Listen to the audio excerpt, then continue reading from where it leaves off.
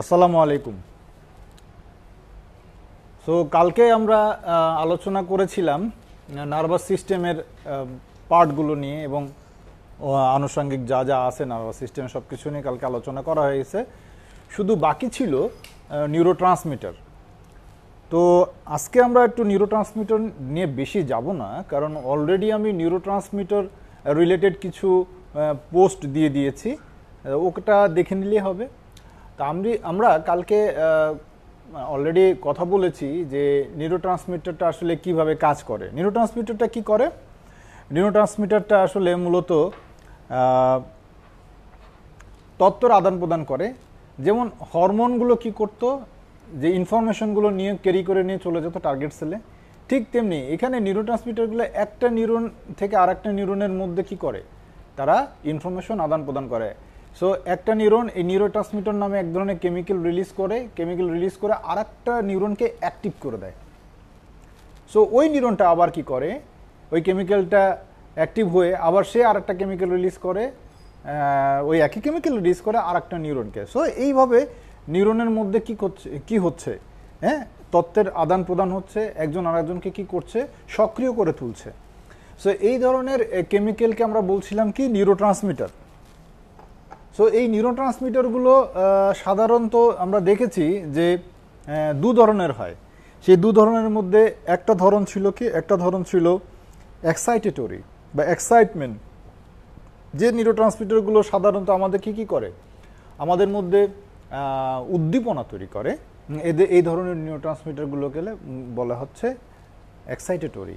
আবার কিছু নিউরোট্রান্সমিটার হচ্ছে ইনহিবিটরি, মানে আমাদের এই উল্লাস বা ডিপ্রেস করে দেয়। সো এখানে আমরা মানে অলরেডি দেখিয়েছি কিছু নিউরন সম্পর্কে। তো আমি এত ইসে যাব না, কারণ অলরেডি যেহেতু ওগুলো দেওয়া আছে আপনারা একটু পরে দেখে নেবেন, আমি আলোচনায় যাব না আজকে। এবং আরেকটা হচ্ছে মিক্সড, অর্থাৎ তারা দুটোই কি হচ্ছে, একসাথে ইনহিবিটরি কাজ করে, আবার একসাথে এক্সাইটেটরি কাজ করে। দুটো কাজই করে, যখন যেটা দরকার তখন সে সেই কাজটা করে। তো এই ধরনের নিউরোট্রান্সমিটারকে কি বলা হচ্ছে, এই ধরনের নিউরোট্রান্সমিটারকে বলা হচ্ছে মিক্সড, তাই না? তো আমরা এখন দেখব গতকালকের যে ক্লাসটা, এটা একটু এক নজর দেখে নেব, দেখে আমরা আজকের আমাদের যে ক্লাসটা সেটা চলে যাব। আর আজকের যে ক্লাসটা এটা আমরা আপলোড করে দেব, ঠিক আছে? এই ক্লাসটাই এই যে এখন যে ভিডিওটা আপনারা দেখতে পাচ্ছেন, আপনারা অনেকেই বলছেন যে স্যার এই ক্লাস মানে বারবার করতে গেলে আমাদের ফেসবুকে যেতে হচ্ছে, ভিডিও অন করতে হচ্ছে, এই কারণে ডেটা চার্জ হচ্ছে বারবার। তো ইউটিউবে অবশ্যই সমস্যাটা নাই দেখে ইউটিউব চ্যানেলটা ওপেন করা হয়েছিল। ইউটিউবে দেখবেন যে ভিডিওর নিচে একটা ডাউন অ্যারো চিহ্ন দেওয়া আছে। তো ওই ডাউন অ্যারো চিহ্ন থেকে একবার ডাউনলোড করে নিলে ওটা আপনি যখন অফলাইনে থাকবেন, অর্থাৎ আপনার ডেটা লাগবে না, আপনি হয়তো বা এমন একটা জায়গায় আছেন যেখানে নেটওয়ার্ক অ্যাভেলেবল না, আপনি ওখানে গেলে ভিডিওটা অন করলে অফলাইনে আপনি ভিডিওটা দেখতে পারবেন, ঠিক আছে? তো এই ধরনের অপশন যেহেতু আমরা ইউটিউবেই আমরা আস্তে আস্তে চেষ্টা করছি যে ইউটিউবে আস্তে আস্তেই করার জন্য, বাট ভিডিও করা এবং এই ডাবিংয়ের যে সময়টা, এই কিছুদিনের এই ব্যস্ততার কারণে এগুলো করা হচ্ছে না। তো আশা করি দু এক দিনের মধ্যে আমি বেশ কিছু ভিডিও, অলরেডি ভিডিও করা আছে, জাস্ট ডাবিংটা বাকি আছে, ডাবিংটা হয়ে গেলেই আপলোড করে দেওয়া হবে ইনশাল্লাহ। তো আমরা এখানে কি দেখেছিলাম? আমরা এখানে দেখেছিলাম নার্ভাস সিস্টেমকে দুটো পার্টে ভাগে ভাগ করা যেতে পারে। একটা ভাগকে বলছি কি আমরা সিএনএস, আর একটা ভাগকে বলছি পিএনএস। সিএনএস কি সেন্ট্রাল নার্ভাস সিস্টেম, পিএনএস কি পেরিফেরাল নার্ভাস সিস্টেম। এবং এই সেন্ট্রাল নার্ভাস সিস্টেমের যে vital organ, central nervous system, total nervous সিস্টেমের ভাইটাল অর্গান হচ্ছে ব্রেন। ব্রেন হচ্ছে হেডকোয়ার্টার। ব্রেন সমস্ত ইনফরমেশনটাকে প্রসেস করে এবং বাকি নির্দেশনাগুলো সেই দিয়ে থাকে। তো সিএনএস এর দুটো পার্ট, একটা হচ্ছে ব্রেন এবং স্পাইনাল কর্ড, ঠিক আছে? ব্রেন এবং স্পাইনাল কর্ড। আর পিএনএসটাকে যদি ভাগ করি, দুটো ভাগে ভাগ করা যেতে পারে, পেরিফেরাল নার্ভ সিস্টেম, যার মধ্যে একটা হচ্ছে সেন্সরি আর একটা হচ্ছে মোটর। তো প্রথমে আমরা এই সব বিষয় নিয়ে আলোচনা করার আগে আমরা টোটাল বডিতে আমাদের নার্ভগুলো কিভাবে ছড়িয়ে আছে সেগুলো আমরা দেখেছিলাম।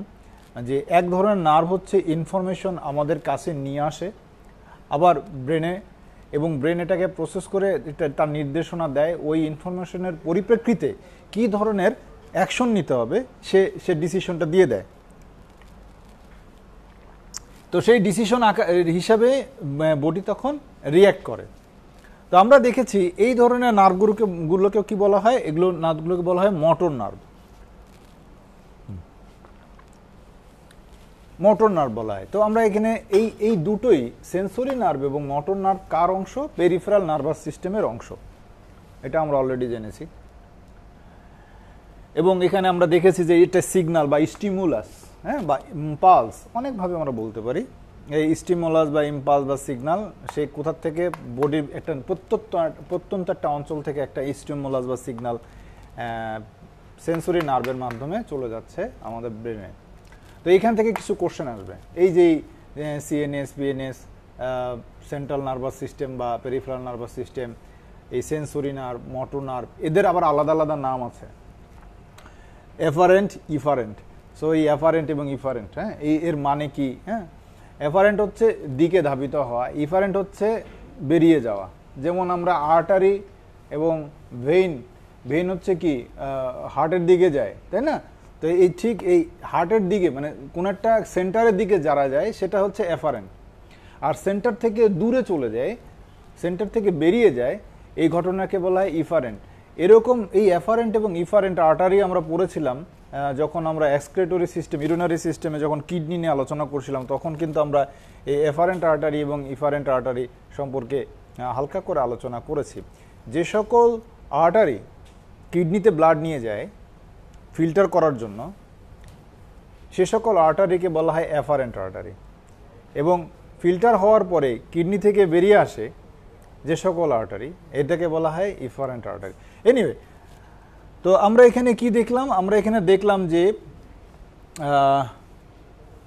মোটর নার্ভগুলো কীভাবে করে। এখন এই মোটর নার্ভটাকে আবার দুটো ভাগে ভাগ করা হয়েছে, একটা হচ্ছে সোমাটিক আর একটা হচ্ছে অটোনমিক। তাহলে এই সোমাটিক নার্ভটা এটা কি? এটা হচ্ছে ঐচ্ছিক, ভলান্টারি। আর অটোনমিক নার্ভটা হচ্ছে ইনভলান্টারি। সে আমাদের ইচ্ছাধীন না, সে স্বাধীনভাবে তার মতো করে সে কাজ করে। সাধারণত এই অটোনমিক নার্ভাস সিস্টেমের বেশি থাকে হচ্ছে আমাদের ভিসেরাল অর্গানগুলোকে। ভিসেরা মানে হলো ফাফা, ভিসেরা। তো ভিসেরাল অর্গান বলতে বোঝায় ফাফা অর্গানগুলো, আমাদের দেহের মধ্যে যে সকল অর্গানগুলো ফাফা মানে ভেতরে ফাঁকা জায়গা আছে। যেমন আমাদের হার্টটার ভেতরে কিন্তু ফাফা, এটা সলিড না, একদম ভেতরে কিন্তু ফাফা জায়গা আছে। আমাদের এই যে গ্যাস্ট্রো ইন্টেস্টাইনাল ট্র্যাক্ট, এ পুরোটাই কিন্তু ফাফা, তাই না? তারপরে আমাদের ইউরিনারি ব্লাডার, হ্যাঁ, এই অর্গানগুলোকে সাধারণত কি বলা হয়? এই অর্গানগুলোকে সাধারণত বলা হয় ভিসেরা বা ভিসেরাল অর্গান। সো আমাদের পাকস্থলী, ইউরিনারি ব্লাডার, এই সবই কিন্তু ভিসেরাল অর্গানের মধ্যেই পড়ে। এই ভিসেরাল অর্গানগুলোকে কন্ট্রোল করে কে? ভিসেরাল অর্গানগুলোকে কন্ট্রোল করে আমাদের এই অটোনমিক নার্ভাস সিস্টেম। আমরা এবার দেখেছি অটোনমিক নার্ভাস সিস্টেমটাকে আবার দুটো ভাগে ভাগ করা হয়। আমি কেন এই নার্ভাস সিস্টেমটাকে এত জোর দিচ্ছি? কারণ নার্ভাস সিস্টেমটা আসলে একটু জড়িত আমাদের অন্যান্য যে সিস্টেমগুলো আছে তার সাথে, মানে এটা ওতপ্রোতভাবে জড়িত। যেমন আমরা বলেছিলাম যে সার্কুলেটরি সিস্টেম যেমন সবগুলো সিস্টেমের সাথে ইনভলভ, সে ঠিক নার্ভাস সিস্টেমটা ওইভাবে সবগুলো সিস্টেমের সাথে ইনভলভ। আরেকটা সিস্টেম সবগুলো সিস্টেমের সাথে ইনভলভ, আর সেটা হলো আমাদের এন্ডোক্রাইন সিস্টেম। তবে অতটা, মানে ওর চাইতে বেশি নার্ভাস সিস্টেম বেশি ইনভলভ থাকে। তো আমরা এই অটোনমিক নার্ভাস সিস্টেমে আমরা যেটা দেখলাম যে এরা দুভাগে ভাগ করা হয়েছে এদেরকে, একটা হলো সিম্প্যাথেটিক আর একটা হলো প্যারাসিম্প্যাথেটিক।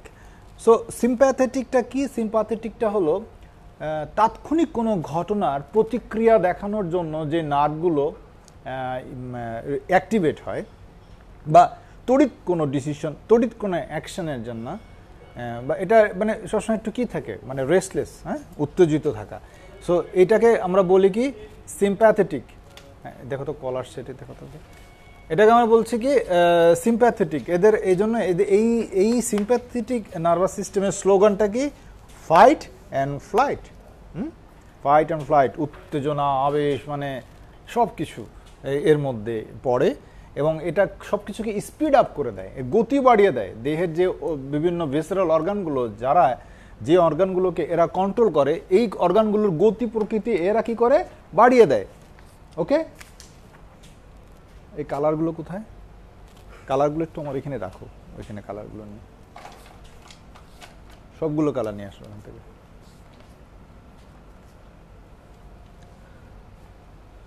সো এরপরে চলে যাচ্ছি আমরা প্যারাসিম্প্যাথেটিক। প্যারাসিম্প্যাথেটিকে কি ছিল, প্যারাসিম্প্যাথেটিকে ছিল যে আমাদের হার্ট রেটটাকে স্লো করে দেবে। যখনই আমাদের হার্ট রেটটা বেড়ে যাবে তখন সে তাড়াতাড়ি অ্যাক্টিভেট হবে এবং সেটাকে সে স্লো করার চেষ্টা করবে। এমনি নর্মালি সে রেস্ট এবং ডাইজেস্ট, আমাদের বডি যখন রেস্টিং মুডে থাকে তখন তার নিয়ন্ত্রণ ভারটা সে নেয় এবং সে সাধারণত রেস্ট এবং ডাইজেশনের যে ইয়াগুলো আছে, প্রসেসগুলো আছে, এগুলোকে করে। এবং আমাদের চোখে থেকে শুরু করে সবখানেই এদের কার্যক্রম আছে। আমি এরকম একটা মানে পিকচারও দিয়ে দিয়েছি, আপনারা একটু দেখে নেবেন, কারণ ওই পিকচার থেকে 3টা কোশ্চেন থাকবে। মানে কোন কোন নার্ভ, এই সিম্প্যাথিক নার্ভ শরীরের অংশগুলোকে কিভাবে কন্ট্রোল করছে। যেমন আমরা যখন ঘুমিয়ে যাই তখন কি ঘটে, আমাদের চোখটা ছোট হয়ে আসে, কন্ট্রাক্ট হয়ে আসে না, ছোট হয়ে আসে। তার মানে এটা কি রেস্টিং কন্ডিশন। তাহলে এই যে চোখটা যখন ছোট হয়ে আসে, এটা কে কন্ট্রোল করছে, এটা হচ্ছে প্যারাসিম্প্যাথেটিক নার্ভ। আবার হঠাৎ করে আশ্চর্যিত হয়ে গেলে, হতভম্ব হয়ে গেলে আমরা চোখ বড় বড় করে ফেলি না, তার মানে কি যে ফাইট অ্যান্ড ফ্লাইট, মানে আমি সতর্ক হয়ে উঠছি। এটা হচ্ছে কি, এটা হচ্ছে সিম্প্যাথেটিক নার্ভ। তাহলে চোখের পিপলটাকে তাহলে কন্ট্রাক্ট করে কে, যদি কোশ্চেন আসে, হ্যাঁ, which nervous system contract the pupil of the eye, তখন you have to answer contract, you have to answer parasympathetic. But কোশ্চেনটা যদি এমন হয়, which nervous system is responsible for the dilation of the eye pupil, হ্যাঁ, তাহলে ওইখানে কি হবে, এখানে হবে হচ্ছে সিম্প্যাথেটিক নার্ভাস সিস্টেম। এইভাবে আর কি হার্টের গতি বাড়ানোকে দায় ভূমিকাকে এইভাবে ওখানে সব সুন্দর করে দেওয়া আছে। তো ওটা একটু দেখে নিলে হবে, আমি কথা বাড়াচ্ছি না, তাহলে কথা যত বাড়াবো তত দেখা যাবে যে ক্লাসটা লেন্দি হয়ে যাবে। এনিওয়ে, আমরা জাস্ট এটা শেষ করলাম আজকের আলোচনার এখানে। তারপর আমরা দেখেছি যে পেরিফেরাল নার্ভ সংখ্যায় কতগুলো। পেরিফেরাল নার্ভ সংখ্যায় হচ্ছে 31 পেয়ার, 31 পেয়ার। এই 31 পেয়ার কী হবে, 31 পেয়ার হচ্ছে আসলে এই যে আমাদের যে ব্যাকবোন বা স্পাইনাল কর্ডে 31 ভার্টিব্রা আছে, কশেরুকা বলে বাংলায়, হ্যাঁ, কতগুলো হাড়। এই হাড়গুলোর মাঝখানে, প্রত্যেকটা হাড়ের মাঝখানে এক ধরনের ডিস্ক থাকে, হ্যাঁ, তো এই স্পাইনাল ডিস্ক, এই যে এই ডিস্কগুলোর দুই সাইড দিয়ে এক জোড়া করে নার্ভ বেরিয়ে গেছে, দুই সাইড দিয়ে এক জোড়া করে নার্ভ বেরিয়ে গেছে। তো টোটাল এরকম ভার্টিব্রার সংখ্যা হচ্ছে আমাদের 31টা। এর মধ্যে আমাদের যে ঘাড়, এই ঘাড়ের এই থেকে পিঠের মানে শুরুর দিকে এই পর্যন্ত আছে হচ্ছে গিয়ে 8টা। এই 8টাকে বলা হয় সার্ভাইকেল। এই 8টাকে কি বলে, সার্ভাইকেল। আবার এই বক্ষদেশের মানে এই ঘাড়ের থেকে শুরু, মানে শেষের থেকে একদম পিঠের মাঝ বরাবর এই পর্যন্ত আছে থোরাসিক। এই থোরাসিক হচ্ছে আমাদের 12টা এবং এখান থেকে 12 জোড়া নার্ভ বেরিয়ে গেছে। ঠিক তার নিচে আমাদের অ্যাবডোমিনের ঠিক পেছন দিকে আমাদের কোমর থেকে উপরে 5টা যে মানে ভার্টিব্রা, এই ভার্টিব্রাকে বলা হচ্ছে লাম্বার।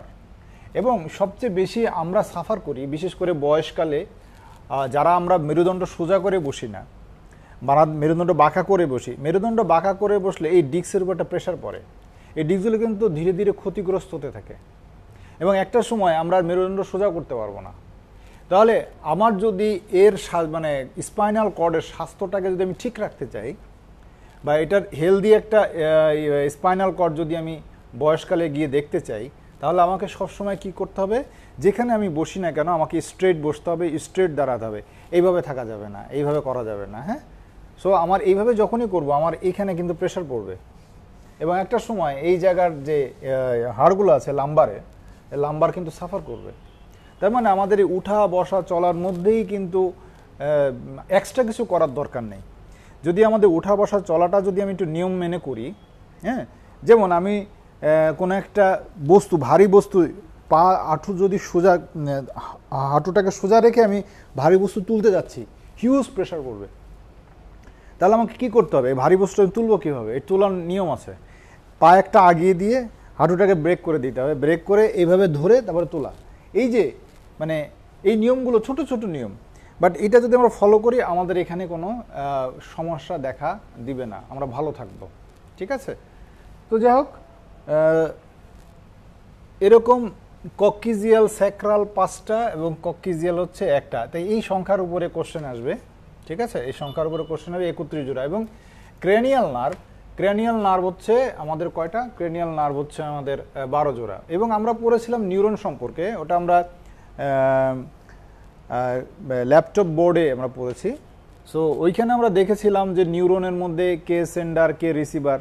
সো এই ইস্যুগুলো আজকে আমি আর টানছি না, হ্যাঁ, ওগুলো শেষ।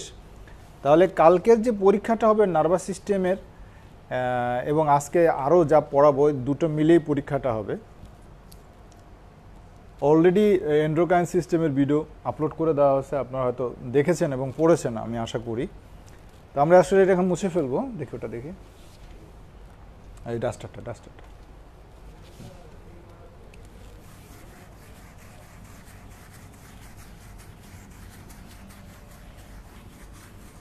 এন্ডোক্রাইন সিস্টেম ভিডিও আপলোড করা আছে, এই কারণে আমি খুব বেশি যাব না, বেশি গভীরে যাব না। হ্যাঁ,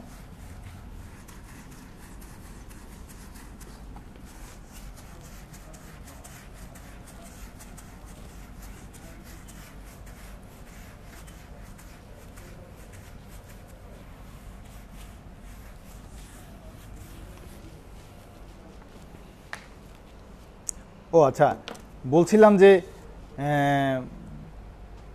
কোন ধরনের নিউরোট্রান্সমিটারগুলো আসলে আমাদের, সাধারণত 3টা নিউরোট্রান্সমিটার আমাদের সার্বিক যে ইয়াগুলোকে খুব বেশি প্রভাবিত করে, সার্বিক অনুভূতিকে খুব বেশি প্রভাবিত করে। এর মধ্যে হচ্ছে সেরোটোনিন, এসিটাইল কোলিন এবং ডোপামিন। তার মানে 3টা নিউরোট্রান্সমিটার খুব বেশি প্রভাব বিস্তার করে থাকে আমাদের সার্বিক যে অনুভূতিগুলো আছে সেই অনুভূতির নিয়ন্ত্রণ এবং আমাদের তথ্য আদান প্রদানের ক্ষেত্রে। এছাড়াও আরও কিছু নিউরোট্রান্সমিটার আছে যেগুলো তাদের ভূমিকা অনস্বীকার্য। তার মধ্যে হচ্ছে এড্রিনালিন, নর এড্রিনালিন। আমি বলেছিলাম যে ইফিনেফ্রিন, নর এফিনে, বিশেষ করে সোমাটিক যে অ্যাকশনটা আছে, সোমাটিক নার্ভের যে সিগন্যালিং যে কেমিক্যাল, সেটা হচ্ছে কিন্তু ইফিনেফ্রিন, নর ইফিনেফ্রিন। এদেরকে আবার আলাদা একটা নাম আছে এদের, এড্রিনালিন এবং নর এড্রিনালিন। মানে ইফিনেফ্রিন যেটা সেটা হলো এড্রিনালিন, আর নর ইফিনেফ্রিন যেটা হলো সেটা হলো নর এড্রিনালিন। ওকে, আরও আমি সম্ভবত একটা পেজ আপলোড করে দিয়েছি, আপনারা যদি একটু দেখেন এন্ডোক্রাইন সিস্টেমে তাহলে দেখতে পাবেন যে ওখানে বাকিগুলো আছে গাবা, তারপরে আছে কি গ্লুটামেট, তারপরে এন্ডরফিন, এই যে আমাদের উল্লাস বা যে উচ্ছ্বাস, এই যে ইউফোরিয়া, এটাকে বলা হয় কি ইউফোরিয়া।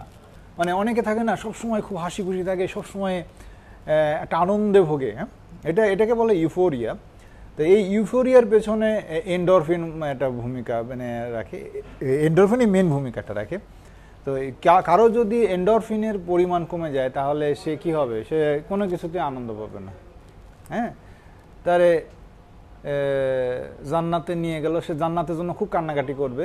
জান্নাতে নিয়ে যা তারা ছেড়ে দিলে কিছুক্ষণ ঘুরে ফিরে বলে দূর কি বানাইছে এটা, এরকম একটা ব্যাপার আর কি। যেটাই দিই না কেন ওর আসলে কোনো কিছুতেই ওর ইয়া থাকবে না। এনিওয়ে, কিন্তু যখন জান্নাত তার কাছে থাকবে না তখন সে জান্নাতের জন্য প্রচুর কান্নাকাটি করবে, জান্নাতের জন্য হাফ ইত্তেশ করবে। জান্নাত যখন পেয়ে যাবে তখন আর তার ভালো লাগবে না। এটাই হচ্ছে তাদের এই ধরনের ক্যারেক্টার প্রোফাইল। এনিওয়ে, এটা জাস্ট জানার জন্য জানা। তা আমরা এখন চলে যাচ্ছি এন্ডোক্রাইন সিস্টেমে। ঠিক আছে, এন্ডোক্রাইন।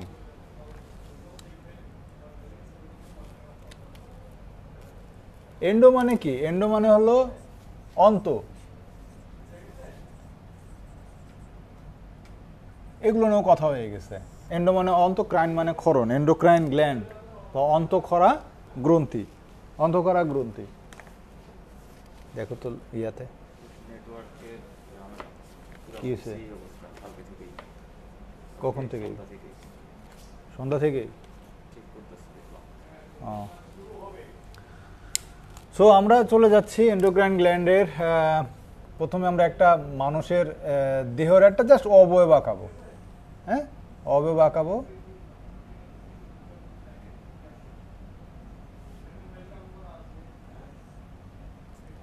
আচ্ছা, নর্মালি একটা আঁকালাম। এখানে যদি ব্রেনের কথা চিন্তা করি, ব্রেনটাকেও বেশি জটিলতা না যাই, এখানে ঠিক এই জায়গাটাতে হাইপোথ্যালামাস, এই অংশটাকে বলা হয় হাইপোথ্যালামাস, এই অংশটাকে কি বলা হয়? হাইপোথ্যালামাস। ঠিক হাইপোথ্যালামাসের নিচে এই টাইপের একটা গ্ল্যান্ড থাকে, মটর দানার মতো। এই গ্ল্যান্ডটাকে যদি আমি একটু বড় করে আঁকি, বড় করে যদি এটাকে আঁকি, এটা দেখতে হবে এরকম। ঠিক আছে, এটা দেখতে হবে এরকম। একটা হচ্ছে সামনে একটা অংশ, পিছনের একটা অংশ। এই সামনের যে অংশটা, এটাকে বলা হয়, কালকে সেই পেনটা কই মিশে গেছে না, এই সামনের যেটাকে বলা হয় এটাকে বলা হয় অ্যান্টেরিয়র, আর পেছনের অংশটাকে বলা হয় পোস্টেরিয়র। এটাকে কি বলা হচ্ছে? অ্যান্টেরিয়র। অ্যান্টেরিয়রের সামনে আমরা আগেই এই সম্পর্কে পড়ালেখা করেছি, তাই না? এই গ্ল্যান্ডটার নাম কি আসলে? পিটুইটারি। পিটুইটারি। সো সামনের অংশটাকে কি বলা হয়? অ্যান্টেরিয়র, পেছনের অংশটাকে বলা হয় পোস্টেরিয়র। সোজা কথা। ওকে, আমরা এর পরে এটা নিয়ে হালকা করে কথা বলবো। সো হাইপোথ্যালামাস, তার পাশেই থাকে কি? Pineal gland.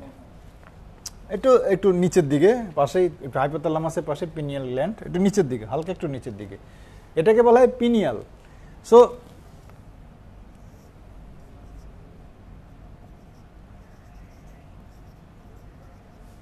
Pineal gland. তাহলে এখন এগুলো কি করে আসলে? তাহলে পিনিয়াল গ্ল্যান্ডের কাজ কি, বা এইসের হাইপোথ্যালামাসের কাজ কি? হাইপোথ্যালামাস আসলে মূলত এই সবগুলো গ্ল্যান্ডকে রেগুলেট করে। যেমন আমাদের প্রেসিডেন্ট কি করে, প্রেসিডেন্টের যে কাজ, বাট ক্ষমতা কার কাছে? ক্ষমতা হচ্ছে প্রধানমন্ত্রীর কাছে। তো প্রধানমন্ত্রীর ভূমিকা হচ্ছে পিটুইটারি, প্রেসিডেন্টের ভূমিকা হাইপোথ্যালামাস, আর ভাইস প্রেসিডেন্টের ভূমিকা হচ্ছে পিনিয়াল গ্ল্যান্ড। ঠিক আছে? তো সাধারণত আমাদের বডি থেকে যত সিগন্যাল যায়, বিভিন্ন ধরনের হরমোনের প্রয়োজনীয় যে সিগন্যালগুলো যায়, সেই সিগন্যালগুলো চলে যায় হাইপোথ্যালামাসের কাছে। হাইপোথ্যালামাস তখন এই ইনফরমেশনটা কাকে দিয়ে দেয়? পিটুইটারির কাছে দিয়ে দেয়, অথবা পিনিয়ালের কাছে দিয়ে দেয়। তো আমরা আসলে এখানে যে আলোচনাগুলো করব, যেহেতু পিনিয়াল গ্ল্যান্ডে আমাদের তেমন একটা ইয়া নাই, আমরা যে আলোচনাগুলো করব মূলত জাস্ট এই হাইপোথ্যালামাস এবং পিটুইটারি গ্ল্যান্ডের যে মধ্যে যে তথ্যের আদান প্রদান বা হরমোনের যে আদান প্রদান, সেটা নিয়ে আমরা একটু বেশি আলোকপাত করব। পিনিয়াল গ্ল্যান্ড আসলে কি করে? পিনিয়াল গ্ল্যান্ড আমাদের মেলাটোনিন নামে, আমাদের যে ঘুমের যে ব্যাপারটা, এটা এক ধরনের হরমোনের ঘুমের ব্যাপারটাকে কন্ট্রোল করে থাকে, বা স্লিপ সাইকেল বলি। তো এই স্লিপ সাইকেল কন্ট্রোল করে এক ধরনের হরমোন, যার নাম হচ্ছে মেলাটোনিন। এই পিনিয়াল গ্ল্যান্ড সেই মেলাটোনিনটাকে সিক্রেট করে। তো কোনো কারণে যদি মেলাটোনিনের ঘাটতি দেখা দেয়, তাহলে ঘুমের পরিমাণ কমে যাবে। আর কোনো কারণে মেলাটোনিন যদি বেড়ে যায়, তাহলে ঘুম বেড়ে যাবে। শেষ, এখানে আর এখানে কথা নাই। হাইপোথ্যালামাস কি করছে? হাইপোথ্যালামাস সে সামান্য কিছু হরমোন প্রডিউস করে, বিশেষ করে হাইপোথ্যালামাস পোস্টেরিয়র যে পিটুইটারির পার্টটা আছে, এই পার্টের জন্য হরমোন তৈরি করে। আর এন্টেরিয়র পার্টে যে পার্টটা, তাকে খালি নির্দেশনা দেয় যে এই হরমোনটা ছাড়ো, তখন সে হরমোনটা তৈরি করে ছেড়ে দেয়। ওকে, তাহলে আমরা এটা পরে দেখছি। এরপরে আমাদের গলদেশে বা গলায় যে গ্ল্যান্ডটা আমরা পাবো, গলার দিকে, হ্যাঁ, গলার দিকে যে গ্ল্যান্ডটা পাবো, এইখানে একটা গ্ল্যান্ড আছে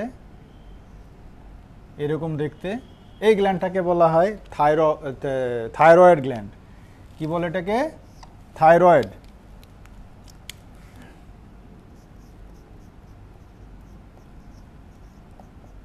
থাইরয়েড।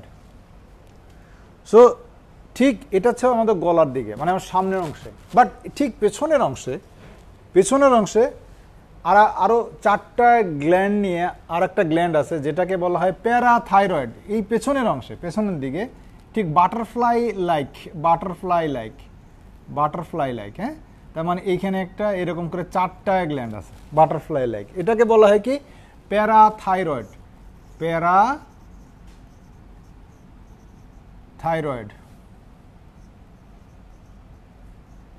তার মানে আমরা কি পেলাম, থাইরয়েড পেলাম, প্যারাথাইরয়েড পেলাম, ঠিক আছে। থাইরয়েডের কাজ কি? থাইরয়েডের কাজ হলো 3 ধরনের হরমোন তারা রিলিজ করে। একটা হলো থাইরক্সিন, আর একটা হলো ক্যালসিটোনিন। এখানে আবার একটা কথা আছে, থাইরক্সিন বলতে আমরা সাধারণত T4 কে বোঝাই, টেট্রা আয়োডো থাইরোনিন, বাট আর একটা হচ্ছে T3, ঠিক আছে। সো একটা হলো কি থাইরক্সিন, আর একটা হলো ক্যালসিটোনিন। এখন থাইরক্সিনের কাজ কি? থাইরক্সিনের কাজ হচ্ছে মেটাবলিক যতগুলো ফাংশন আছে এই ফাংশনগুলো কন্ট্রোল করা। আর ক্যালসিটোনিন কি করে? ক্যালসিটোনিন হচ্ছে ক্যালসিয়ামগুলোকে সিনথেসিসে সহায়তা করে, এজন্য ক্যাল শব্দটার সাথে একটু ক্যাল শব্দটা যুক্ত আছে, ক্যালসিটোনিন। আর আরেকটা যে অংশ আছে ট্রাই আয়োডো থাইরোনাইন বা T3। তার মানে থাইরক্সিন হচ্ছে T4, ট্রাই আয়োডো থাইরোনাইন T3, আর হচ্ছে ক্যালসিটোনিন। তাহলে আমরা কয়টা পেলাম? 3টা পেলাম। আর এ কি করছে? প্যারাথাইরয়েড হরমোনটা কি করছে? প্যারাথাইরয়েড হরমোন হচ্ছে প্যারাথরয়েড হরমোন বা প্রোথরমোন বলা এটাকে, প্যারাথরমোন বলে বা হরমোন।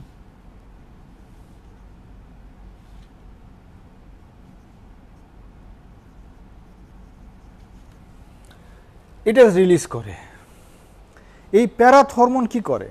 প্যারাথরমোন মূলত একটা মানুষের যখন এই আমরা যে ক্যালসিয়ামগুলো খাই, ক্যালসিয়াম জাতীয় মানে জিনিস খাই বা ক্যালসিয়াম যত অ্যাবজর্ব হয় আমাদের শরীরে, ক্যালসিয়ামগুলো কোথায় স্টোর হয়? ক্যালসিয়ামগুলো আমাদের স্টোর হয় বনে গিয়ে স্টোর হয়। এখন কোনো কারণে আমার শরীরে ক্যালসিয়াম, আমার ব্লাডে, শরীরে না, ব্লাড স্ট্রিমে ক্যালসিয়ামের ঘাটতি দেখা দিচ্ছে, ক্যালসিয়াম দরকার। তখন কি করবে? তখন এই প্যারাথরমোন করবে কি? প্যারাথরমোন ওই আমাদের যে স্টোর হাউস, বোন মানে কি আমাদের হাড়, হ্যাঁ, এই হাড়ে গিয়ে এখানে যে স্টোরের যে ক্যালসিয়াম আছে ওইগুলোকে ব্রেক ডাউন করবে। আর ক্যালসিটোনিন কি করবে? ওগুলোকে জমা করবে। মজার ব্যাপার, কিন্তু ক্যালসিটোনিনের কাজ হচ্ছে ওই ক্যালসিয়াম আয়নকে স্টোর করা, আর প্যারাথরমোনের কাজ হচ্ছে ওই স্টোর থেকে ক্যালসিয়ামটাকে বের করে নিয়ে আসা। কোথায় বের করে নিয়ে আসা? ব্লাডে বের করে নিয়ে আসা, এবং তখন যে প্রয়োজনটা সে প্রয়োজন মেটানো। কোনো কারণে যদি প্যারাথরমোন মানে অতিরিক্ত রিলিজ হয় তাহলে কি হবে? তাহলে কিন্তু বোনের ক্ষয় দেখা দেওয়া শুরু করবে, বোন ক্ষয় হতে থাকবে, ঠিক আছে। তাহলে আমাদের থাইরয়েড, প্যারাথাইরয়েড গেল। এরপরে আসি আমরা থাইমাস।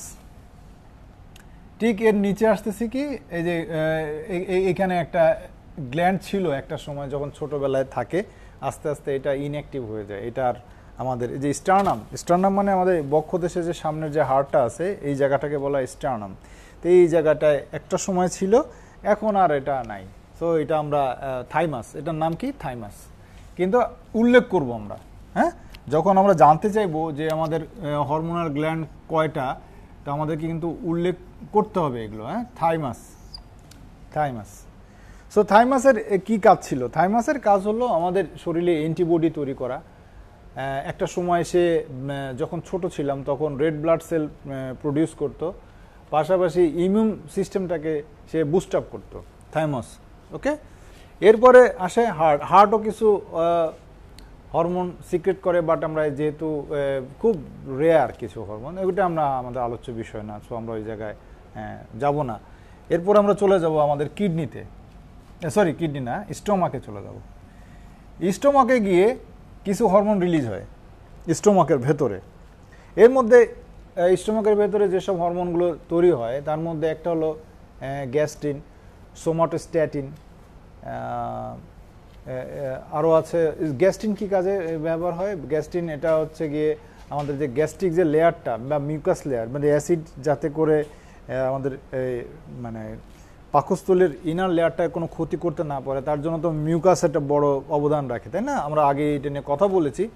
তো এই গ্যাস্ট্রিন করে কি, এই মিউকাস লেয়ারটাকে রিপ্রোডাক্ট করতে বা এটাকে প্রোটেক্ট করতে সাহায্য করে। আর পাশাপাশি আসে কি সোমাটোস্ট্যাটিন। তো সোমাটোস্ট্যাটিন গ্যাস্ট্রিন প্রোডাকশনকে ইনিশিয়েট করে। সোমাটোস্ট্যাটিনের কাজ অনেক। সোমাটোস্ট্যাটিন শুধু যে এখান থেকে রিলিজ হয় তা না, সোমাটোস্ট্যাটিন পেনক্রিয়াস থেকেও রিলিজ হয়, ঠিক আছে। এরপর আমরা চলে যাব পেনক্রিয়াস এই ডিউডিনাম থেকে বেরোয়, হ্যাঁ, এটা জিহ্বার মতো এই পর্যন্ত উঠে আসে, হ্যাঁ, এইটা ওটা আসে পেনক্রিয়াস, আমরা অলরেডি দেখেছি পেনক্রিয়াস। এই পেনক্রিয়াসের দুই ধরনের গ্ল্যান্ড থাকে, একটা হলো এক্সোক্রাইন গ্ল্যান্ড আর একটা হলো এন্ডোক্রাইন গ্ল্যান্ড, দুই ধরনের গ্ল্যান্ড থাকে এখানে। তো আমি যদি পেনক্রিয়াসটাকে এই সাইডে একটু বড় করে আঁকা, এই সাইডে বড় করে আঁকাই, একে দেখাই,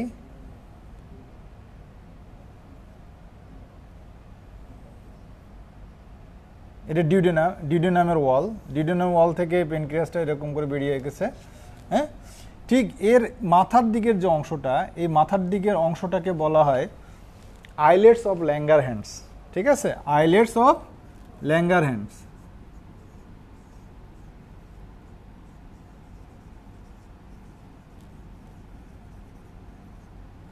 এই আইলেটস অফ ল্যাঙ্গারহ্যান্সে কিছু এন্ডোক্রাইন সেল থাকে, আর বাকিটা পুরোটাই হচ্ছে এক্সোক্রাইন সেল। আর এই জায়গায় কিছু এন্ডোক্রাইন সেল থাকে। এই এন্ডোক্রাইন সেলগুলোর মধ্যে আমরা আপাতত দুটো সেল নিয়ে কথা বলবো। এদের মধ্যে একটা হচ্ছে বিটা সেল, আর একটা হচ্ছে বিটা, আর একটা হচ্ছে আলফা সেল, আলফা। তার মানে এটা একটা গ্ল্যান্ড, তাই না? কে তো কয়টা গ্ল্যান্ড পেলাম আমরা? হাইপোথ্যালামাস, আমরা এখানে লিখিনি, হাইপোথ্যালামাস,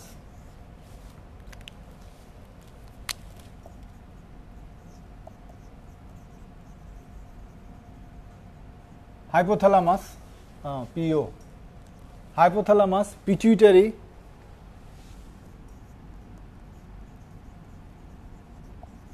পিটুইটারি, হ্যাঁ, সো হাইপোথ্যালামাস, পিটুইটারি, তারপরে কি hypothalamus, pineal gland, pituitary, thyroid, parathyroid, thymus, তারপর হচ্ছে পেনক্রিয়াস। ওকে, পেনক্রিয়াস। এবং আমরা মানে পাকস্থলীর মধ্যেও কিছু গ্ল্যান্ড আছে, আমরা আগেও বলেছি, অক্সিনট্রিক গ্ল্যান্ড বলে। হ্যাঁ, অক্সিনট্রিক গ্ল্যান্ড থেকে অ্যাসিড সিক্রেশন হয়, পেপসিনোজেন সিক্রেশন হয়। ওখানে 3 ধরনের সেল আছে। সো পি সেল আছে, অক্সিনট্রিক সেল বা প্যারাটাল সেল আছে, আবার কি আছে, নেক সেল, গ্যাস্ট্রিক নেক সেল আছে, তাই না? সো এই গ্ল্যান্ডগুলো নিয়ে আমরা আসলে এখন আর ওদিকে যাচ্ছি না, স্টোমাকটা আমরা অত বেশি এসে যাব না। আমরা এখান থেকে দেখি আলফা সেল এবং বিটা সেল, দুই ধরনের সেল থাকে কোথায়? পেনক্রিয়াসে। এই বিটা সেল থেকে সাধারণত বের হয় কি? ইনসুলিন। বিটা সেল থেকে কি বের হয়? ইনসুলিন। আমাদের মাথায় রাখতে হবে, বিটা সেল, বিটা সেল থেকে কি বের হচ্ছে? ইনসুলিন। এবং আলফা সেল থেকে যেটা বের হয়, আলফা সেল থেকে বের হয় হচ্ছে,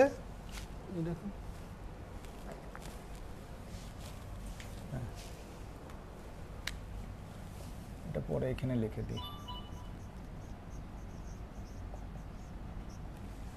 ওকে, বিটা সেল থেকে বের হচ্ছে ইনসুলিন এবং আলফা সেল থেকে বের হচ্ছে কি? গ্লুকাগন। গ্লুকাগন। তার মানে আমরা পাচ্ছি ইনসুলিন এবং গ্লুকাগন কোত্থেকে পাচ্ছি?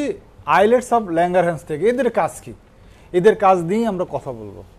হ্যাঁ, আমরা পরে যখন এটা মানে অবস্থানগুলো জানা হয়ে যাবে, গ্ল্যান্ডগুলোর অবস্থানগুলো জানা হয়ে যাবে, এটা একদম ঠুটস্থ থাকতে হবে। ঠিক আছে, এটা ঠুটস্থ থাকতে হবে, কারণ আমাদের বেশ বড় একটা পোর্টফোলিও আছে এই হরমোনের উপরে। হ্যাঁ, এন্ডোক্রাইন এই সিস্টেমটা রিলেটেড এবং হরমোন রিলেটেড বেশ বড় একটা পোর্টফোলিও আছে। সুতরাং এইখানে কিন্তু কোনো রকমের ইয়া করা যাবে না। ঠিক আছে, তো আমরা যেটা বলছিলাম যে গ্লুকাগন এবং ইনসুলিন এছাড়াও আরও একটা হরমোন হচ্ছে, আরেকটা গ্ল্যান্ড হচ্ছে কিডনি। কিডনি একটা গ্ল্যান্ড হিসেবে কিন্তু কাজ করে। কিডনির কিন্তু গ্ল্যান্ড হরমোনাল কিছু সিক্রেশন করে থাকে কিডনি নিজে, এবং কিডনির উপরে টুপি সদৃশ্য একটা গ্ল্যান্ড রয়েছে যেটা কিছু ইম্পর্ট্যান্ট হরমোন রিলিজ করে থাকে।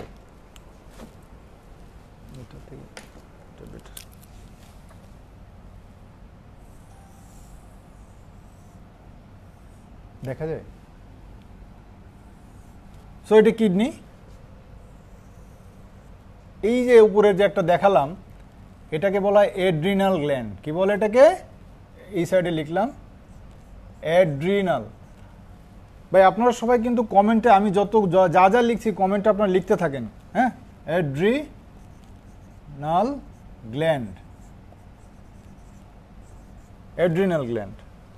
সো কিডনির উপরে এই গ্ল্যান্ডটাকে কি বলছি আমরা? অ্যাড্রিনাল গ্ল্যান্ড বলছি। আর কিডনি তো কিডনি, কিডনি নিজে কিন্তু একটা গ্ল্যান্ডুলার অ্যাকশনে দিয়ে থাকে। তার মধ্যে কি কি? তার মধ্যে একটা হলো আমাদের এই ভিটামিন ডি সিনথেসিসের ব্যাপারে, যে আমাদের এই যে আমরা সাধারণত যে খাবারগুলো খাই, মোস্ট অফ দ্য কেসে আমরা সব ধরনের ভিটামিনই কিন্তু ওই শাক সবজি থেকে শুরু করে আমাদের খাবারের মধ্যে পেয়ে যাই। বাট একটা ভিটামিন যেটা আসলে খাদ্যে পাওয়া যায় না, এটা সূর্যের আলো থেকে উৎপন্ন হয়। তো ডাইরেক্ট সানলাইটের এক্সপোজারে যদি আমরা না যাই তাহলে কিন্তু এটা ভিটামিন ডি তৈরি হবে না। তাহলে ভিটামিন ডি আসলে কি? ভিটামিন ডি কী কাজে লাগে? ভিটামিন ডি এটা বড় কাজ করে, সেটা হলো এই যে ক্যালসিয়াম যে অ্যাবজর্ব হয়, এইটার চাবি হিসেবে কাজ করে। ভিটামিন ডি ছাড়া ক্যালসিয়ামটা অ্যাবজর্ব হবে না, বোন স্টোরেজ হবে না, ঠিক আছে? সো ভিটামিন ডিকে অ্যাবজর্ব করার জন্য অবশ্যই দরকার, ক্যালসিয়ামকে অ্যাবজর্ব করার জন্য অবশ্যই দরকার ভিটামিন ডি। এই ভিটামিন ডিটা অ্যাক্টিভ ফর্মে, ভিটামিন ডি3 বলে এটাকে, এটা অ্যাক্টিভ ফর্মে পাওয়া যায়, তৈরি হয় কোথায়? আমাদের এই কিডনিতে। এই কিডনিতে তৈরি হয় কিসের মাধ্যমে? এখানে এক ধরনের কেমিক্যাল রিলিজ হয়, সেটাকে বলা হয় ক্যালসিফেরল, ঠিক আছে, বা ক্যালসিট্রিয়ল। তো আমরা এটা ক্যালসিফেরল না বলে, ক্যালসিফেরল আসলে আরেকটা এসের নাম, কেমিক্যালের নাম, যেটা কৃত্রিমভাবে সিনথেসিস করা হয়। আমরা ক্যালসিট্রিয়লটাই আসল এখানে যেটা বের হয়, এটাকে বলছি কি? ক্যালসিট্রিয়ল।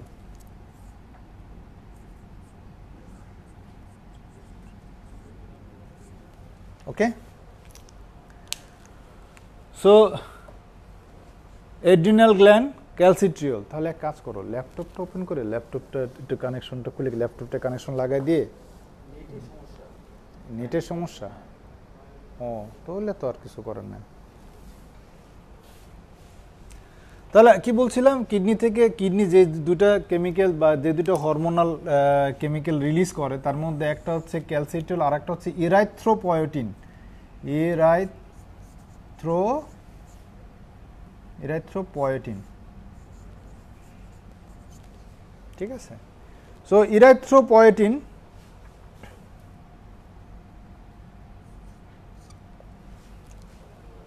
ঠিক আছে। তাহলে ইরাইথ্রোপয়েটিন, এই ইরাইথ্রো শব্দের মধ্যেই কিন্তু এর ঘটনা লুকিয়ে আছে। ইরাইথ্রো শব্দটা কোথায় ইউজ করি আমরা সাধারণত? ইরাইথ্রো শব্দটা আমরা ইউজ করি ইরাইথ্রোসাইট বা রেড ব্লাড সেলের ক্ষেত্রে। তার মানে ইরাইথ্রোপয়েটিন এই রেড ব্লাড সেলের প্রোডাকশনকে নিয়ন্ত্রণ করে এবং ইনিশিয়েট করে এটাকে। তার মানে আমি যদি কিডনির কোনো কারণে কিডনি যদি ফেল করে, তাহলে আমাদের কিন্তু রেড ব্লাড সেল প্রোডাকশনেও একটা বাধা তৈরি হবে। তার বোন ম্যারোতে যে রেড ব্লাড সেলটা তৈরি হয়, তার মানে ইনিশিয়েটর হিসেবে কাজ করে কে? ইরাইথ্রোপয়েটিন। সে শুধু যে একাই এই কাজটা করে তা না, আরও অনেক কম্পোনেন্ট আছে যেগুলো ওই রেড ব্লাড সেল প্রোডাকশনে মানে ইনিশিয়েটর হিসেবে কাজ করে, প্রিকারসার হিসেবে কাজ করে। বাট এটা কিন্তু একটা অংশ।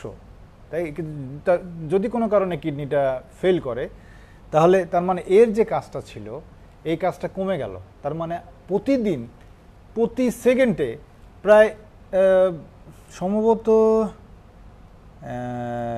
1 ট্রিলিয়ন মনে হয়, না 1 ট্রিলিয়ন না, সরি 1 ট্রিলিয়ন না, 1 billion red blood cell produce হয়। বা এটা টাইমটা আমার ঠিক আসলে কনফিউজ, আমি সংখ্যাটা আমার এখনো ওইভাবে মনে নাই। সো তাহলে এবং এরা ডেডও হচ্ছে, প্রতিনিয়ত রেড ব্লাড সেল মারা যাচ্ছে। লিভারে গিয়ে এটার মানে হেমোগ্লোবিন, হেম এবং গ্লোবিন পার্টটা আলাদা হয়ে যাচ্ছে। এই গ্লোবিন পার্টটা কনভার্ট হচ্ছে ব্লু বার্ডিনে, হেমটা আবার রক্তে ফিরে আসতেছে, হ্যাঁ, সেখানে আবার নতুন করে রেড ব্লাড সেল যখন তৈরি হচ্ছে তখন এই হেমটা আবার রিইউজ হচ্ছে। তো এই ঘটনাগুলো ঘটানোর ক্ষেত্রে এরা কাজে লাগে। তো যাই হোক, আমরা বলছিলাম যে ইরাইথ্রোপয়েটিনের কথা। ইরাইথ্রোপয়েটিন, POIETIN, ইরাইথ্রোপয়েটিন বড় করে লিখতে হবে।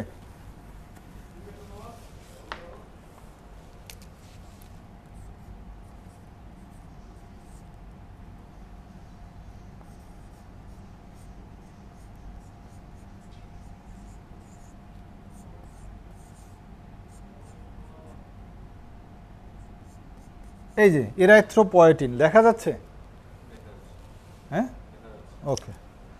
সো ইরাইথ্রোপয়েটিন, ক্যালসিট্রিয়ল, তার মানে কিডনি থেকে এই দুটা জিনিস বেরোচ্ছে। এবার আমরা অ্যাড্রিনাল গ্ল্যান্ডে চলে যাব।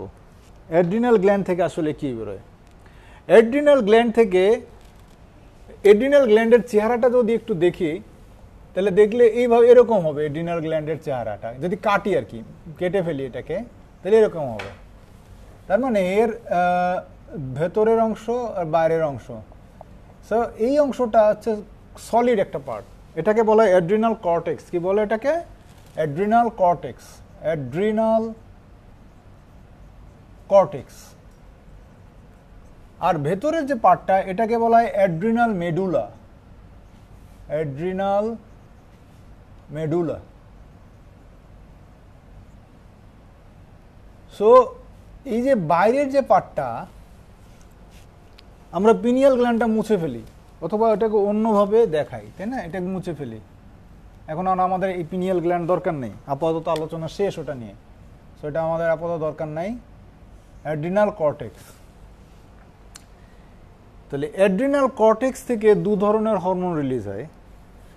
অলরেডি যখন আমরা রাশ নিয়ে পড়েছি তখন আমরা জেনেছি যে অ্যাড্রিনাল কর্টেক্স থেকে অ্যালডোস্টেরন রিলিজ হয়, তাই না?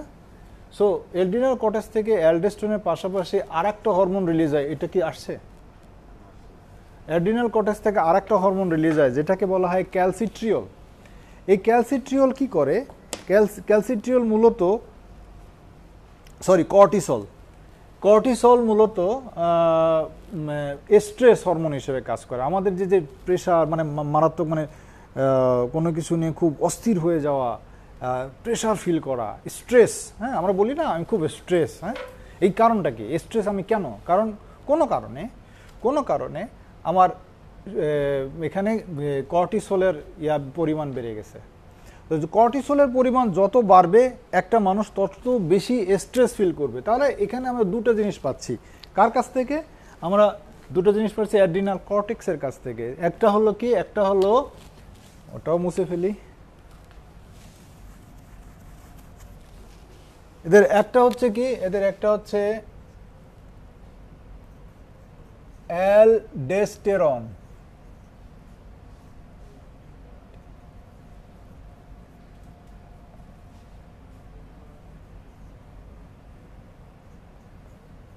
আর একটা হচ্ছে কি? কর্টিসল। আমি আবারও বলে দিই, এখান থেকে কোশ্চেন আসবে। স্ট্রেস হরমোন কোনটা? ঠিক আছে? বা স্ট্রেস নিচের কোন হরমোনটি স্ট্রেসের সাথে রিলেটেড? নিচের কোন হরমোনটি স্ট্রেসের সাথে রিলেটেড? এই কোশ্চেন যদি আসে তাহলে অবশ্যই উত্তরটা কি হবে? উত্তরটা হবে কর্টিসল। ঠিক আছে? কর্টিসল। আর যদি নিচের কোন হরমোনটি প্রেশার বৃদ্ধির সাথে রিলেটেড, তাহলে উত্তর হবে কি? অ্যালডোস্টেরন। ঠিক আছে? তো গেল। এরপর আসি অ্যাড্রিনাল মেডুলার কথা। অ্যাড্রিনাল মেডুলা, ওই যে আমরা বলেছিলাম না ইপিনেফ্রিন এবং নরএপিনেফ্রিন, এ কিন্তু নিউরোট্রান্সমিটার তৈরি করে, নিউরোট্রান্সমিটার রিলিজ করে। তাই অ্যাড্রিনাল মেডুলা থেকে তৈরি হয় কি? আমি অ্যাড্রিনালিন বলি, আরো সহজ হয় ওটা। হ্যাঁ, অ্যাড্রিনাল তো অ্যাড্রিনালিন বলি, তাহলে ব্যাপারটা আমাদের জন্য বুঝতে সুবিধা হবে। সো এখানে যে হরমোনটা তৈরি হয় বা হরমোন বা নিউরোট্রান্সমিটার তৈরি হয় সেটাকে বলা হয় অ্যাড্রিনালিন। অ্যাড্রিনালিন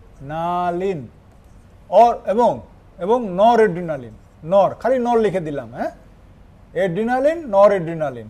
ওকে, এই সো এখানে দুটো নিউরোট্রান্সমিটার তৈরি হচ্ছে, অ্যাড্রিনালিন, নর অ্যাড্রিনালিন। কোথায় এটা? অ্যাড্রিনাল মেডুলাতে।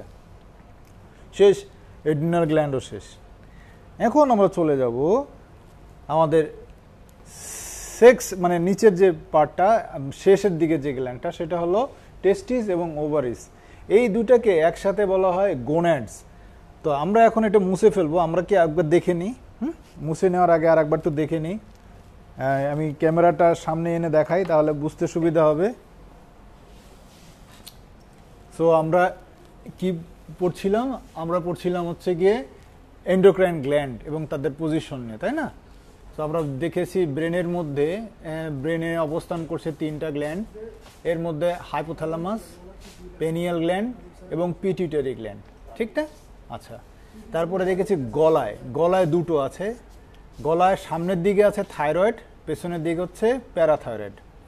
আমরা এর সাথে এটাও আলোচনা করেছিলাম যে কোন গ্ল্যান্ড থেকে কি রিলিজ হচ্ছে। এর মধ্যে আমরা পিনিয়াল গ্ল্যান্ড থেকে বলেছিলাম আমাদের মেলাটোনিন নামে এক ধরনের হরমোন রিলিজ হয়, যেটা আমাদের ঘুমটাকে নিয়ন্ত্রণ করে, স্লিপ সাইকেলকে নিয়ন্ত্রণ করে।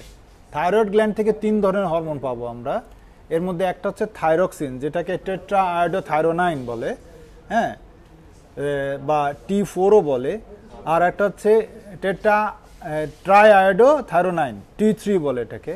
এবং আরেকটা হচ্ছে কি ক্যালসিটোনিন। ক্যালসিটোনিন কি ক্যালসিয়াম মেটাবলিজমে সাহায্য করে বা ক্যালসিয়াম স্টোর করে। সোজা কথা ক্যালসিয়াম মেটাবলিজম না, ক্যালসিয়ামটাকে সে স্টোর করে। হ্যাঁ, ওইভাবে বলি তাহলে বুঝতে সুবিধা হবে।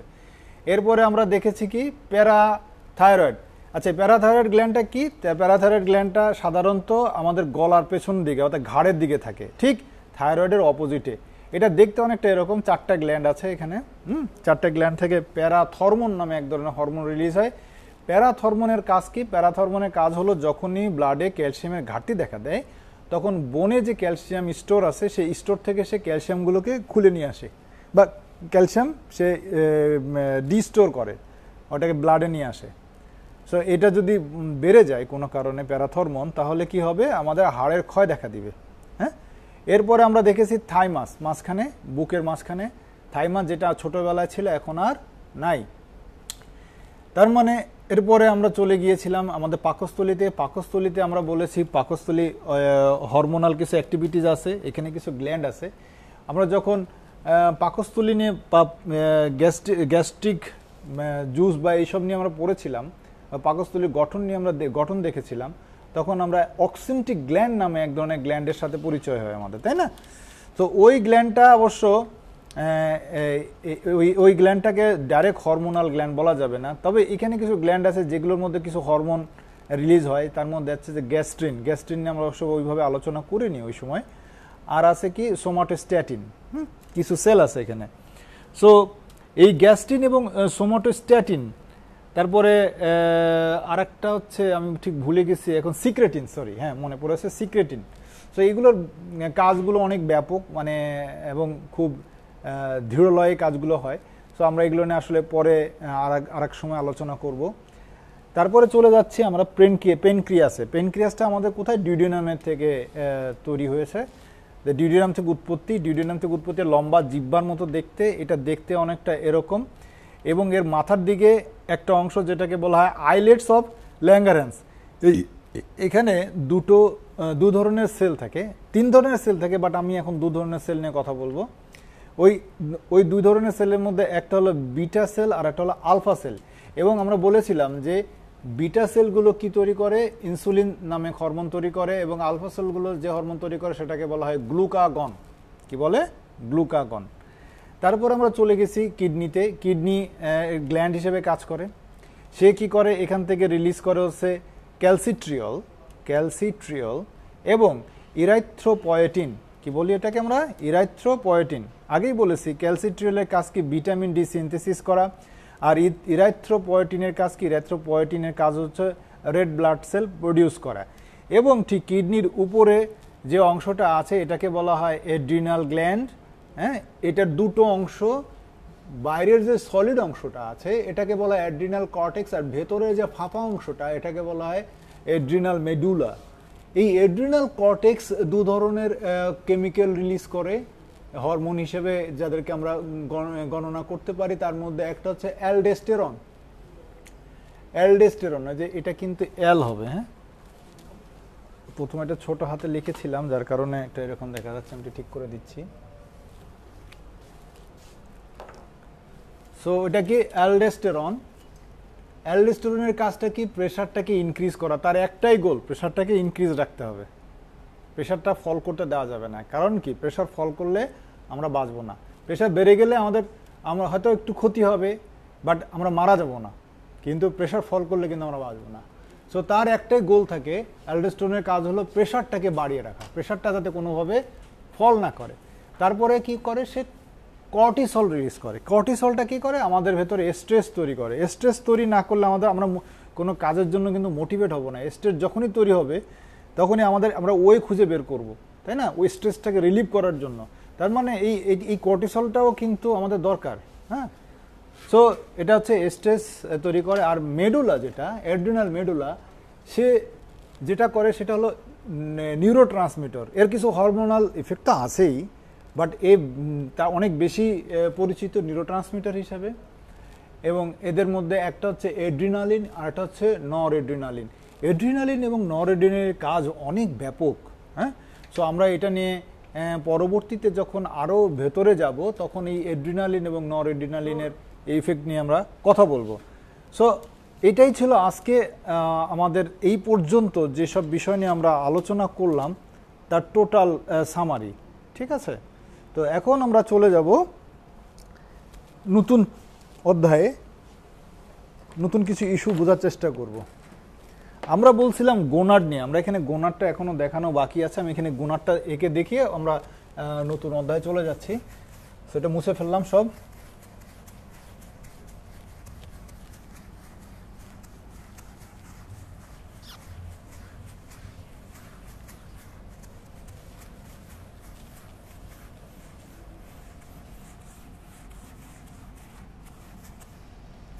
আমরা পরে পিটুইটারি গ্ল্যান্ডটা দেখবো আরো ভালো মতো করে।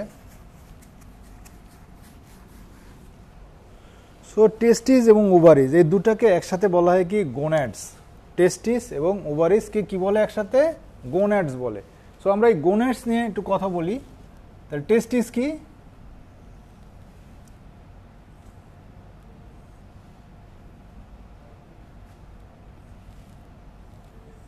পুরুষের যে যৌনাঙ্গ তার দুপাশে দুটা যে থলি থাকে, হ্যাঁ, এটাকে বলা হয় কি? টেস্টিস। এটা হলো সেই টেস্টিস। ঠিক আছে, এটা টেস্টিস। আর ওভারিস কি? ওভারিস কিন্তু দেখা যায় না, এটা মেয়েদের ভেতরে থাকে, হ্যাঁ, ভেতরের অংশে। তার মানে ওভারিসটাকে যদি আমরা দেখি তাহলে কিরকম হবে? এটা কালো কালি দাও ওভারিসটার জন্য।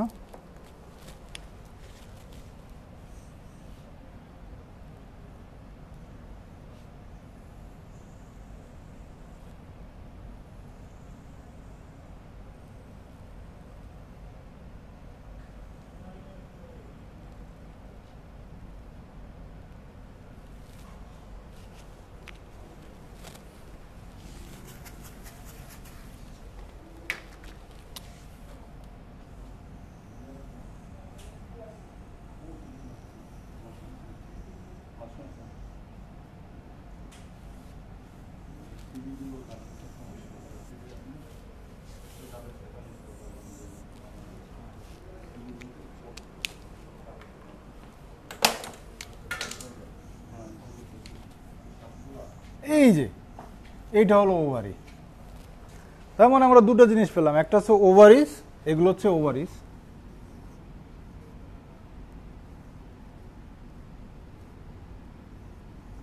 আর এটা কি? টেস্টিস।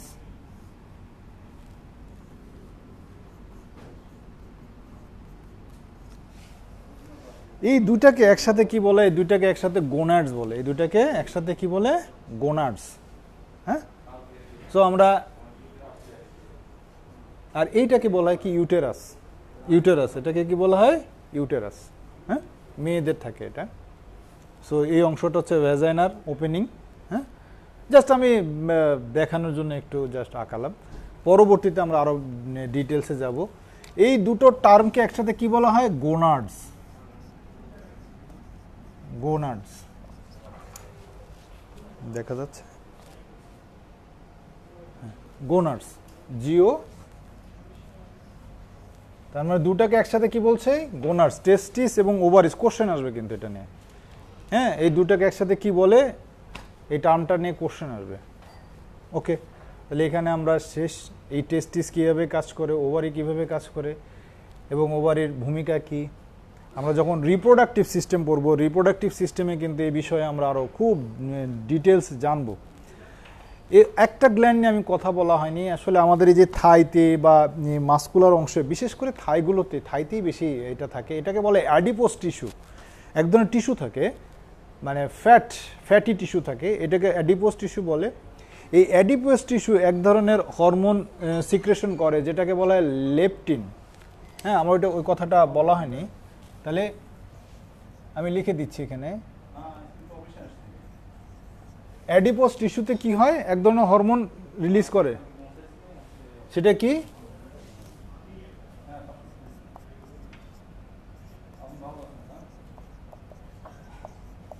লেপটিন। লেপটিনের কাজ কি? লেপটিনের ফ্যাট মেটাবলিজম। লেপটিনের কাজ হলো কি, ফ্যাটটাকে মেটাবলাইজ, আমাদের যে শরীরে যে ফ্যাট থাকে সেই ফ্যাটটাকে মেটাবলাইজ করে। তো টোটাল চিত্রটা আমরা পেয়ে গেলাম। একদম উপর থেকে আসি, হাইপোথ্যালামাস, পিনিয়াল, ব্রেনের দিকে তিনটা, হাইপোথ্যালামাস, পিনিয়াল, পিটুইটারি। ক্লিয়ার? গলায় কি থাইরয়েড, প্যারাথাইরয়েড, কি থাইমাস, এখানে কি এখানে পাকস্থলী, হ্যাঁ, অক্সিনটিক গ্ল্যান্ড বা ওইভাবে আমরা বলতে পারি, দরকার নেই, পাকস্থলী বাদ দিলাম। পেনক্রিয়াস, পেনক্রিয়াসে কি আইলেটস অফ ল্যাঙ্গারহ্যান্ডস। তারপরে কি kidney, adrenal cortex, adrenal cortex, adrenal medulla. তারপরে কি টেস্টিস অ্যান্ড ওভারিস, গোনাডস। শেষ, খুব বেশি কিছু না, তাই না? হ্যাঁ, এইগুলো খালি বারবার চর্চা করতে হবে, বারবার মনে রাখতে হবে, সিরিয়াল বাই লিখতে হবে। কারণ এই হরমোনের জন্য আমরা টিম সিলেক্ট করব, গত ব্যাচের একটা এক্সপিরিয়েন্স শেয়ার করি। তো ওরা হরমোনের জন্য ভাইবা দিতে আসছে, খুব আগ্রহী হরমোন টিম, আমাদের প্রিজমা এই টিমের নাম। এখানে জয়েন করার জন্য আসবে, প্রিপারেশন নিয়ে আসছে, বেসিক জিজ্ঞেস করছে, কেউ বলতে পারতেছে না। তাহলে সে যে বেসিক জানে না, তাকে কিভাবে আমরা প্রিজমা টিমে নেব? আবার কেউ যদি কার্ডিয়াক টিমের জন্য সিলেকশন হতে চায়, এখন সে কার্ডিয়াক প্রোডাক্টগুলো ঠিকমতো বলতে পারতেছে, বাট বেসিকটাই বলতে পারতেছে না, হবে না কিন্তু, হ্যাঁ, হবে না। সো এই জন্য আমি বলছি যে এই সিস্টেমটা ভালো মতো করে করতে হবে। যদি কারো মনের মধ্যে আশা থাকে যে সে প্রিজমাতে আসতে চায়, তাহলে এই জায়গাটায় খুব ভালো দখল থাকতে হবে, তা না হলে কিন্তু হবে না। এনিওয়ে,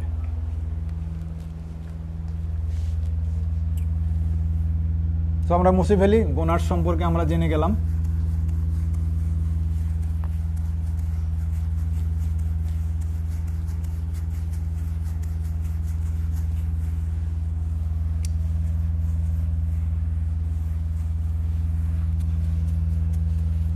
এখন আমরা চলে যাব আমাদের নেক্সট ফেজে।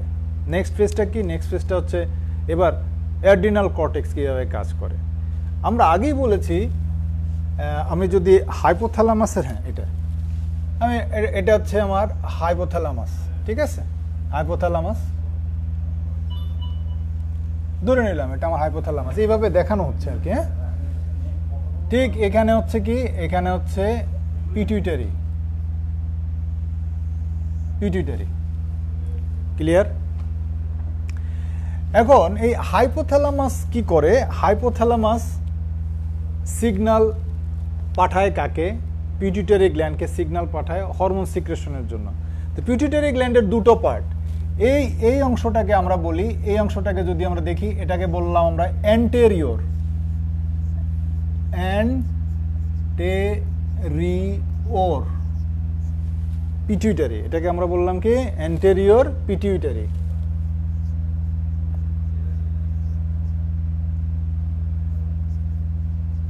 তাহলে অ্যান্টেরিয়র পিটুইটারি আমরা পেলাম।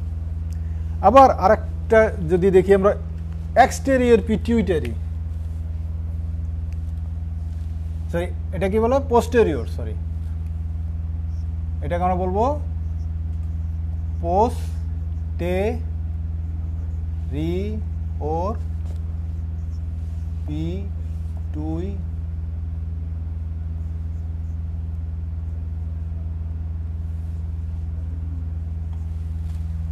আমরা দুটো জিনিস পেয়ে গেলাম, অ্যান্টেরিয়র পিটুইটারি, পোস্টেরিয়র পিটুইটারি। হ্যাঁ,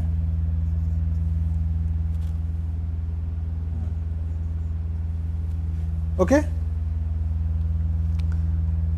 সো হাইপোথ্যালামাস করে কি? হাইপোথ্যালামাস, নীলকালি কোনটা, এটা তো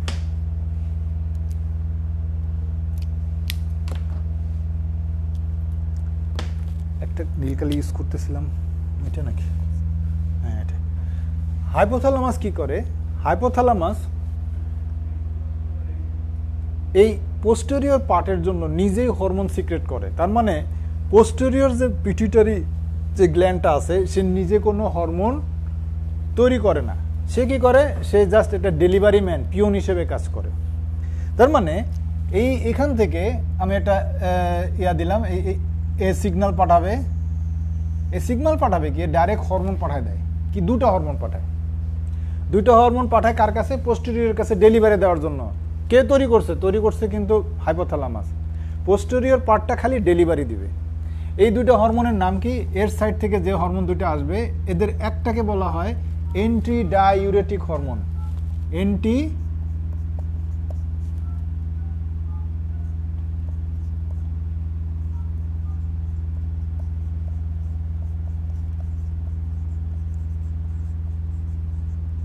ডাইউরেটিক হরমোন। এর টার্গেট অর্গান কি, এর টার্গেট অর্গান হলো আমাদের যে রেনাল টিউবিউল আছে, রেনাল টিউবিউল বা নেফ্রন, নেফ্রনের রেনাল টিউবিউলে টার্গেট করে। এই হরমোনটার কারণে কি হয়, রিঅ্যাবজর্পশন হয়, সোডিয়াম ওয়াটার কি হয়, রিঅ্যাবজর্পশন হয়। তার মানে এর টার্গেট অর্গানটা হলো কিডনি। সো আমরা এটা কিডনির ছবি আঁকায় দিই এখানে, তাহলে হয়ে গেল। হ্যাঁ, কিডনির ছবি আঁকায় দিলাম।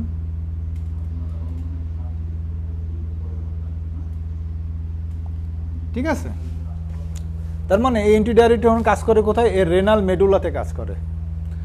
এবং সে রেনাল মেডুলাতে কোনখানে কাজ করে, রেনাল মেডুলাতে, আসলে রেনাল মেডুলাতে কি কাজ করে না, রেনাল মেডুলাতে না, সে আসলে এখানে এই যে প্রক্সিমাল কনভলিউটেড টিউবুল আছে না, এই প্রক্সিমাল কনভলিউটেড টিউবুলে কাজ করে মূলত তার কাজটা।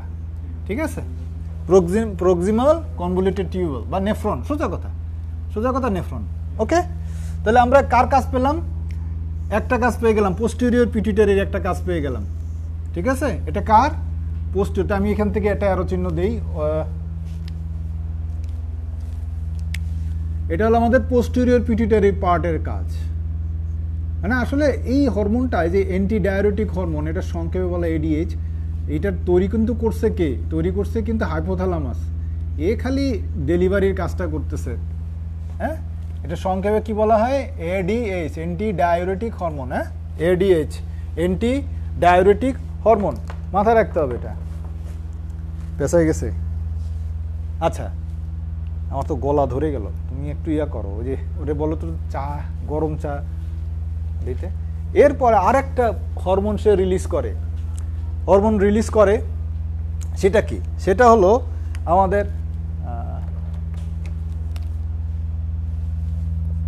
এটা ঠিক আছে, সেটা কি, সেটা অক্সিটোসিন।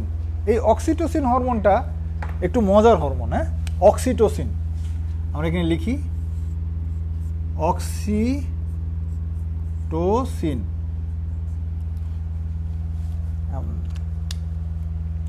এই হরমোনটা রিলিজ করে।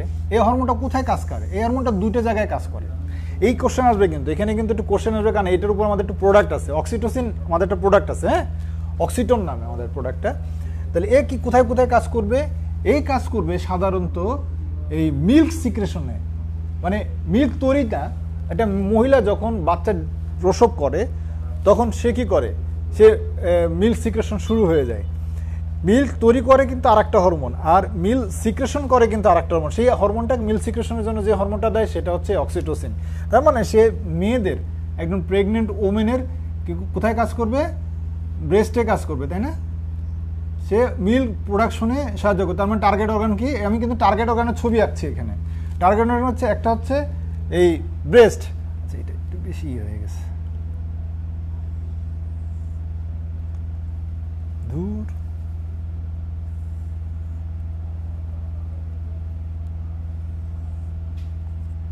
ব্রেস্ট। হ্যাঁ, আর একটা হলো কি, আর একটা হলো ইউটেরাস। এখন আমরা ইউটেরাসটা আঁকাবো এখানে।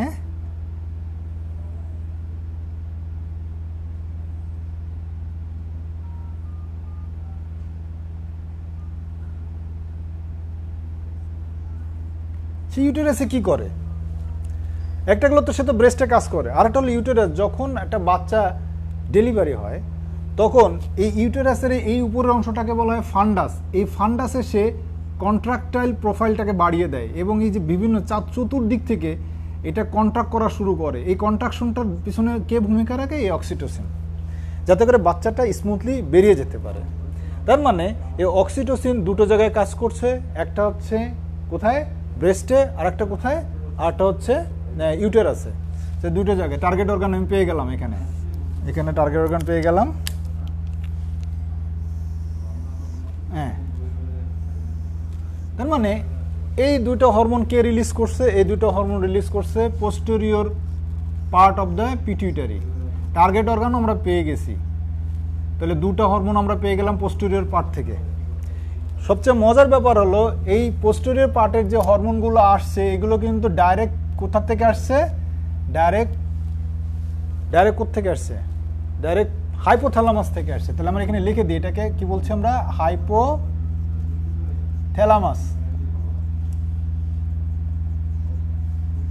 ওকে, তাহলে হাইপোথ্যালামাস থেকে এরা আসছে ডাইরেক্ট। তাহলে এখন আমাদের সেকেন্ড যে অংশটা, এর কাজ অ্যান্টেরিয়র পিটুইটারির কাজ। এ কিন্তু নিজে প্রডিউস করে, তার মানে এখানে ভেতরে অনেকগুলো এন্ডোক্রাইন সেল আছে। এখানে অনেকগুলো এন্ডোক্রাইন সেলকে আমি এই সবুজ কালিতে দেখাবো।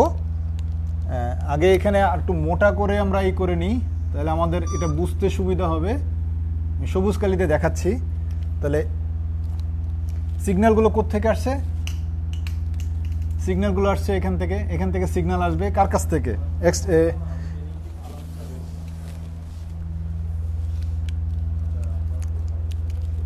সিগন্যাল আসবে এখান থেকে, হাইপোথ্যালামাস থেকে। ওকে, সিগন্যাল আসুক। আমরা আগে এখানে এটাকে বলা হয় কি, এই প্রত্যেকটা সেলকে বলা হবে এন্ডোক্রাইন সেল। এখানে কয় ধরনের এন্ডোক্রাইন সেল আছে? প্রায় 5 ধরনের এন্ডোক্রাইন সেল, 5 থেকে 6 ধরনের এন্ডোক্রাইন সেল আছে। এগুলো হচ্ছে এন্ডোক্রাইন সেল। তার মানে কি? এন্ডোক্রাইন সেল মানে এরা কি করে? হরমোন সিক্রেশন করে এবং হরমোন প্রডিউস করে। বাট এই হরমোন প্রডিউস করার জন্য নির্দেশনা কিন্তু আসে কার কাছ থেকে? নির্দেশনা আসে আমাদের এই হাইপোথ্যালামাসের কাছ থেকে। সো এটা আমরা একটু নীল কালি দিয়ে দেখাই বোঝার জন্য। এখানে কয় ধরনের এন্ডোক্রাইন সেল আছে? এখানে এর মধ্যে আছে গোনাডোট্রফ সেল। এরা কি করে? গোনাডোট্রোফিন হরমোন রিলিজ করে। তাহলে গোনাড আমরা কিন্তু আগেই বুঝে যাচ্ছি, আমরা কিন্তু আগেই বলছি গোনাড কি? গোনাড হচ্ছে টেস্টিস, ওভারিজ, এগুলোকে বলা হচ্ছে কি? গোনাড। তার মানে গোনাডোট্রোফিন বললে বুঝবো যে এরা গোনাডে গিয়ে কাজ করে। ঠিক আছে, তাহলে এটা হচ্ছে আমার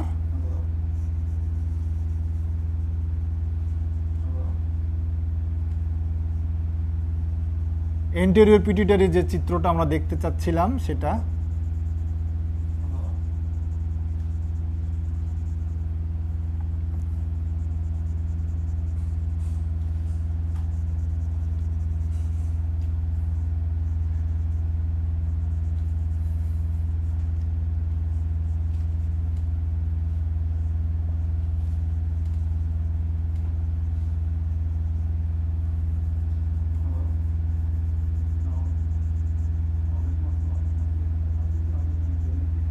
সো এইটা হলো গেল আমাদের কি? Endocrine cell. আমরা যে গোল গোল যেগুলো দেখছি এগুলো হচ্ছে আমাদের এন্ডোক্রাইন সেল। ওকে, তো এখন এই এন্ডোক্রাইন সেল থেকে কি হবে? এন্ডোক্রাইন সেল থেকে এন্ডোক্রাইন হরমোন রিলিজ হবে। তো প্রথমে যেটা আমরা উপরের দিকে আঁকাই, এখানে কর্টিকোট্রফিক সেল আছে কিছু, কর্টিকোট্রফিক সেল। তো এই কর্টিকোট্রফিক সেল কি করে? কর্টিকোট্রফিক সেল কি করে? এড্রিনোকর্টিকোট্রফিক হরমোন রিলিজ করে। ঠিক আছে, এড্রিনোকর্টিকোট্রফিক হরমোন রিলিজ করে। তো অ্যাড্রিনো শব্দটা যখনই থাকবে তার মানে কোথায় যাচ্ছে? এটা মনে পড়ে কি? কোন গ্ল্যান্ডের নামের আগে অ্যাড্রিটা আছে? কোন গ্ল্যান্ডের নামের আগে? এই পিটুইটারিটাকে বলা হয় মাস্টার গ্ল্যান্ড। আসলে আমাদের শরীরের যে অন্যান্য যে গ্ল্যান্ডগুলো আছে এই গ্ল্যান্ডগুলোকে কন্ট্রোল করছে পিটুইটারি গ্ল্যান্ড, কিন্তু সে নির্দেশনা পাচ্ছে কার কাছ থেকে? হাইপোথ্যালামাসের কাছ থেকে। হাইপোথ্যালামাস কিভাবে তাকে নির্দেশনা দিচ্ছে? হাইপোথ্যালামাস কিন্তু নির্দেশনা দিচ্ছে, আমি আগেও বলেছি, আমাদের ব্রেনগুলো, আমাদের বডি একটা অর্গানের সাথে আর একটা অর্গান কমিউনিকেট করে দুটো উপায়। একটা হলো নার্ভাস সিস্টেমের মাধ্যমে, আরটা হলো হরমোনের মাধ্যমে। তো যেহেতু এটা এন্ডোক্রাইন গ্ল্যান্ড, এ তো আর নার্ভ ইম্পালস ইউজ করবে না, সে কি করবে? হরমোন ইউজ করবে। তো সে এই হাইপোথ্যালামাস করে কি? হাইপোথ্যালামাস এক ধরনের হরমোন রিলিজ করে। এই হরমোনটাকে বলা হয় রিলিজিং হরমোন। কি বলে এটাকে? Releasing hormone. আর এক ধরনের হরমোন রিলিজ করে, সেটাকে বলে ইনহিবিটিং হরমোন।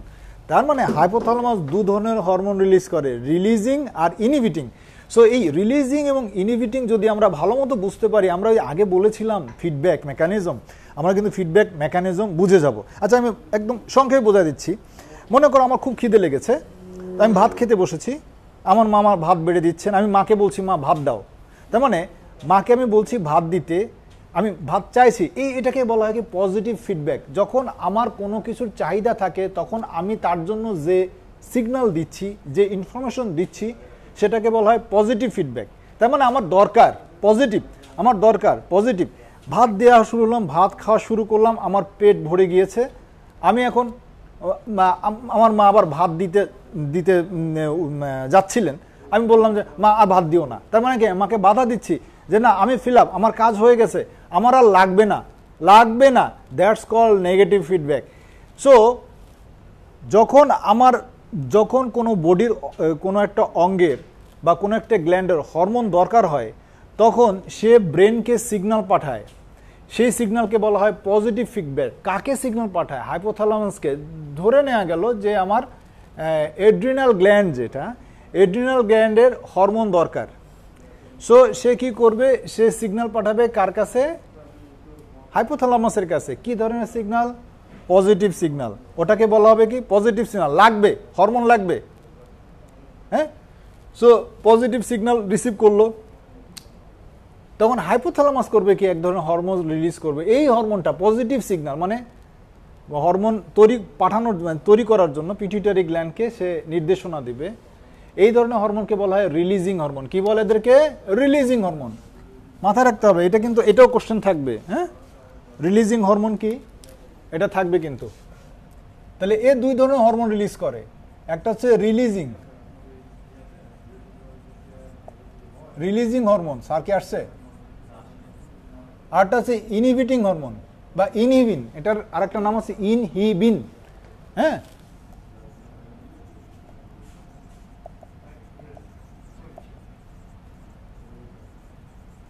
এর নাম হচ্ছে ইনহিবিন, আলাদা একটা নাম আছে। আর ওই রিলিজিং হরমোনগুলো আলাদা আলাদা নাম আছে। তো যখন লাগবে তখন এ করে কি? রিলিজিং হরমোন তৈরি করে। যেমন গোনাডসে গোনাডোট্রফিক হরমোন লাগবে। এখন হাইপোথ্যালামাস করলো কি? পিটুইটারির কাছে গোনাডোট্রোফিন রিলিজিং হরমোন রিলিজ করে।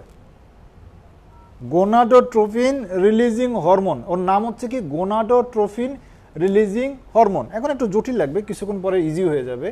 সে কাকে পাঠাবে? ওই হরমোনটা সে পাঠাবে এই অ্যান্টেরিয়র পিটুইটারি গ্ল্যান্ডকে। তখন অ্যান্টেরিয়র পিটুইটারি গ্ল্যান্ড কি করবে? গোনাডোট্রোফিন হরমোন রিলিজ করবে। এখন এই গোনাডস বললো যে না আমার আর লাগবে না, আমার পেট ভরে গেছে। তখন সে নেগেটিভ ফিডব্যাক দিল। তখন সাথে সাথে সে কি করবে? কি? ইনহিবিন রিলিজ করবে। কার কাছে? এই পিটুইটারি গ্ল্যান্ডের কাছে, যে না এই বন্ধ কর, আর তোর দরকার নেই, তুই আর হরমোন প্রোডাকশন করিস না, গোনাডোট্রোফিন হরমোন আর দরকার নেই। সো সে কি করবে? বন্ধ করে দিবে। ক্লিয়ার? তাহলে হাইপোথ্যালামাস দু ধরনের হরমোন, এই দুটো ছাড়া, অ্যান্টিডায়ারেটিক হরমোন আর অক্সিটোসিন ছাড়া, অ্যান্টেরিয়র পিটুইটারি গ্ল্যান্ডের জন্য সে দু ধরনের হরমোন সে রিলিজ করে। এদের মধ্যে একটাকে বলা হচ্ছে কি? রিলিজিং হরমোন, আর একটাকে বলা হচ্ছে কি? Inhibiting hormone. ক্লিয়ার? ওকে, এখন আমরা চলে যাই এই যে রিলিজিং হরমোন, এখানে কি কি হরমোন তৈরি করছে। হ্যাঁ, এই রিলিজিং হরমোনের আসার কারণে প্রথমে হচ্ছে অ্যান্টিডায়ারেটিক হরমোন। আমরা এখানে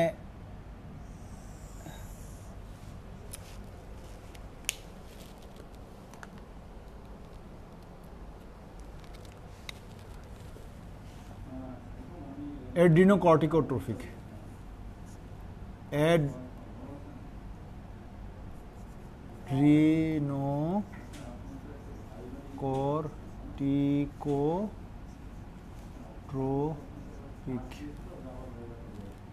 হরমোন।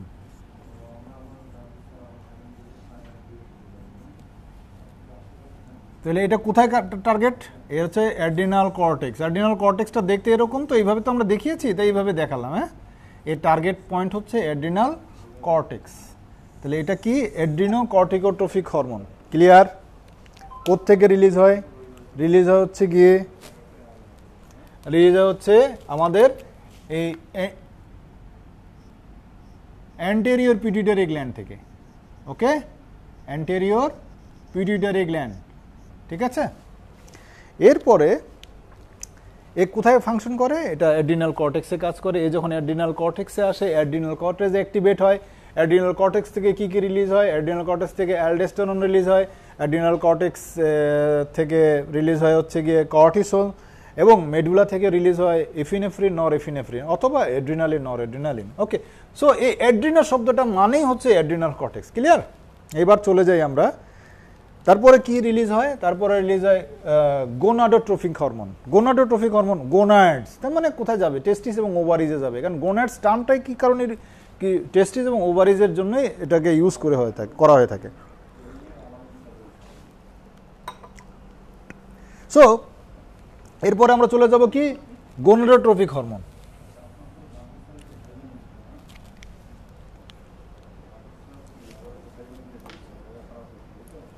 এটা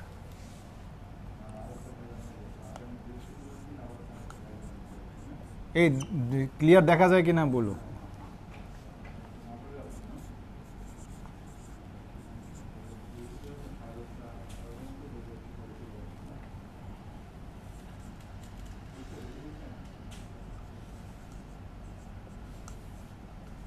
তাহলে এটা কি গোনাডোট্রফিক হরমোন। আচ্ছা, এখানে লিখলে আবার দিক দিকে তীর অ্যারো চিহ্নটা দেওয়া যাবে না।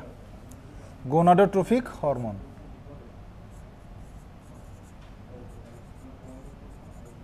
এখানে কে কে এর টার্গেট অর্গান কি? এর টার্গেট অর্গান ওই কি টেস্টিস এবং ওভারিস। এই টেস্টিস এবং ওভারিস, হ্যাঁ, টেস্টিস আর কি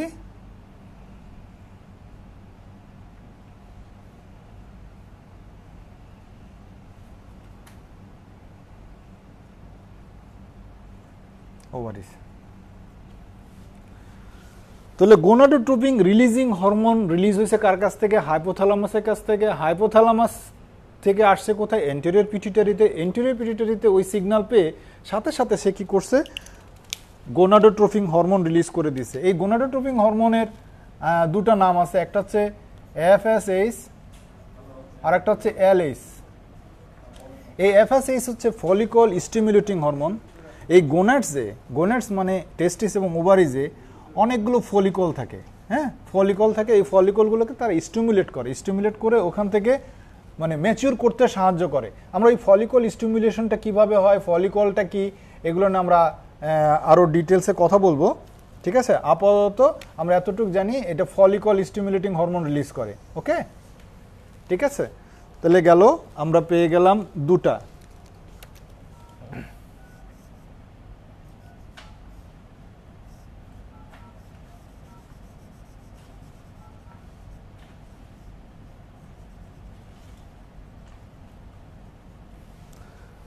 এরপরে আমরা চলে যাই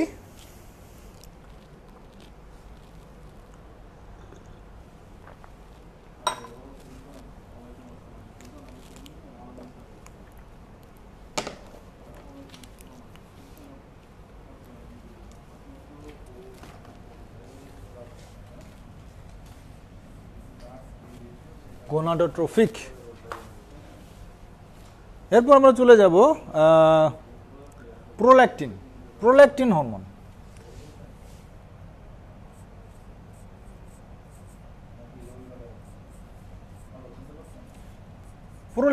প্রোল্যাকটিন কোথায় কাজ করে? প্রোল্যাকটিন ব্রেস্টে কাজ করে, মিল্ক প্রোডাকশনে। ওই সময় আমরা দেখছি কি মিল্ক সিক্রেশনে ভূমিকা রাখতেছে কে?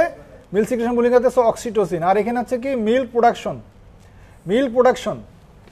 হ্যাঁ, প্রোল্যাকটিন হরমোন যদি না থাকে মিল্ক প্রোডাকশন হবে না।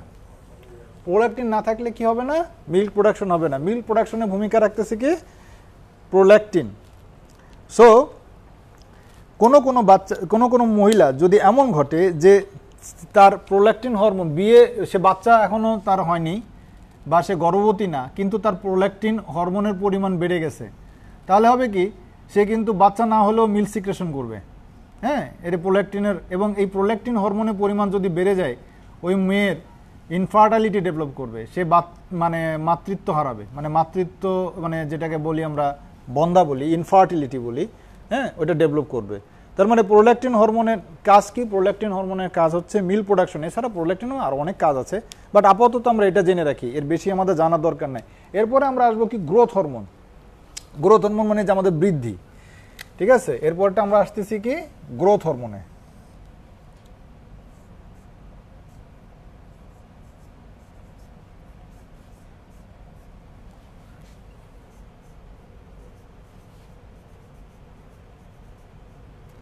গ্রোথ হরমোনের টার্গেট অর্গান কি? গ্রোথ হরমোনের টার্গেট অর্গান আসলে আর কেউই না, বোন, আমাদের হাড়, ঠিক আছে। আমাদের যে বৃদ্ধি, এটা কিসের উপর নির্ভর করে? আমাদের হাড়ের উপরে। হাড়ের বৃদ্ধি না হলে আমাদের শরীরের বৃদ্ধি হবে না, এটা স্বাভাবিক, তাই না? টার্গেট অর্গান কি? গ্রোথ হরমোনের টার্গেট অর্গান হচ্ছে বোন। ওকে, বোন।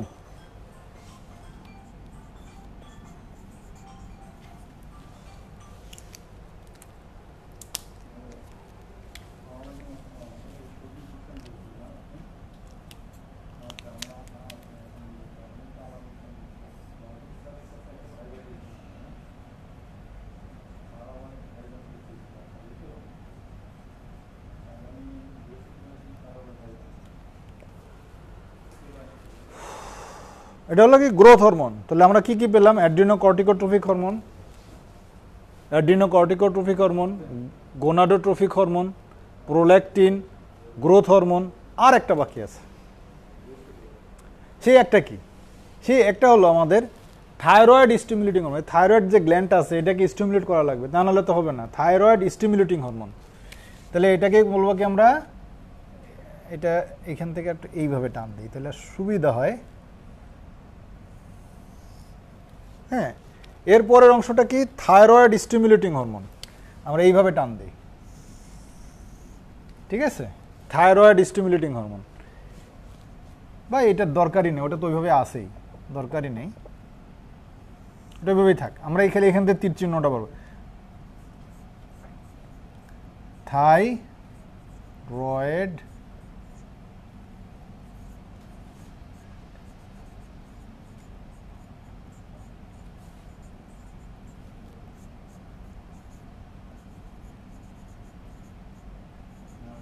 এটাকে বলা হয় টিএসএইচ। টিএসএইচ সংক্ষেপে বলে কি?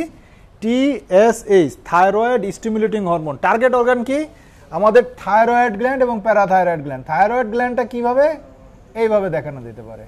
আর প্যারাথাইরয়েড গ্ল্যান্ডটা কিভাবে দেখা যেতে পারে? এইভাবে দেখানো যেতে পারে, বাটারফ্লাই লাইক। হ্যাঁ, তাহলে থাইরয়েড এবং প্যারাথাইরয়েড গ্ল্যান্ডে কাজ করে কি? Thyroid stimulating hormone. এটা আমাদের থাইরয়েড গ্ল্যান্ড আর এটা প্যারাথাইরয়েড গ্ল্যান্ড। সো টিএসএইচ বলা হয়। এটা কোত্থেকে আসছে? এটাও কিন্তু অ্যান্টেরিয়র পিটুইটারি থেকে আসছে। অ্যান্টেরিয়র পিটুইটারি, হ্যাঁ, অ্যান্টেরিয়র পিটুইটারি।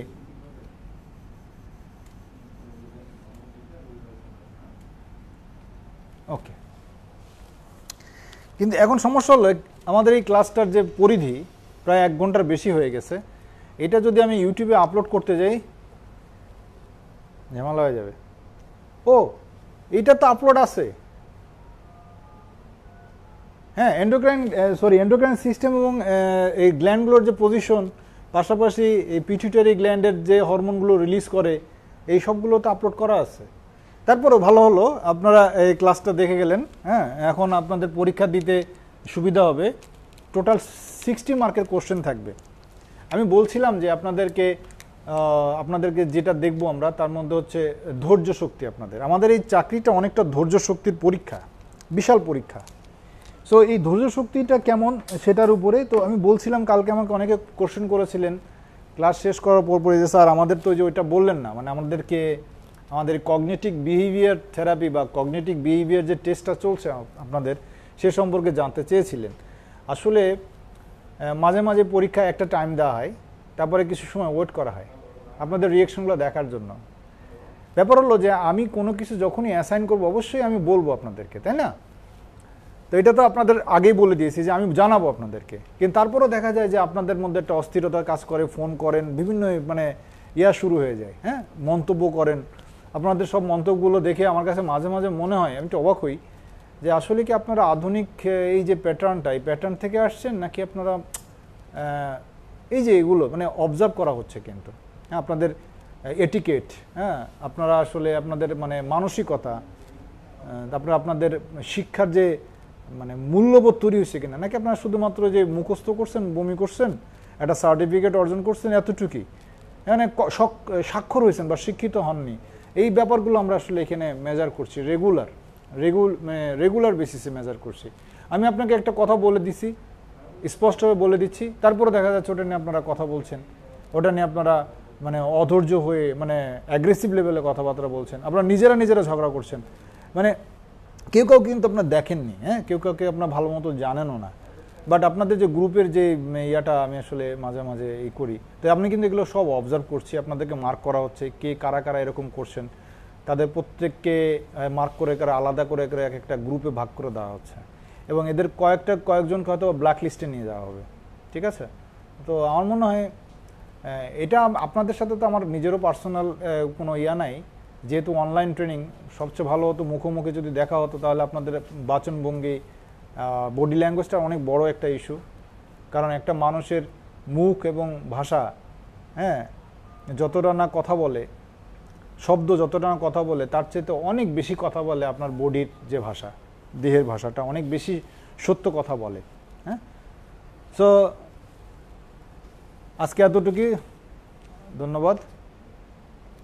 আসসালামু আলাইকুম ওয়া রাহমাতুল্লাহি ওয়া বারাকাতুহু।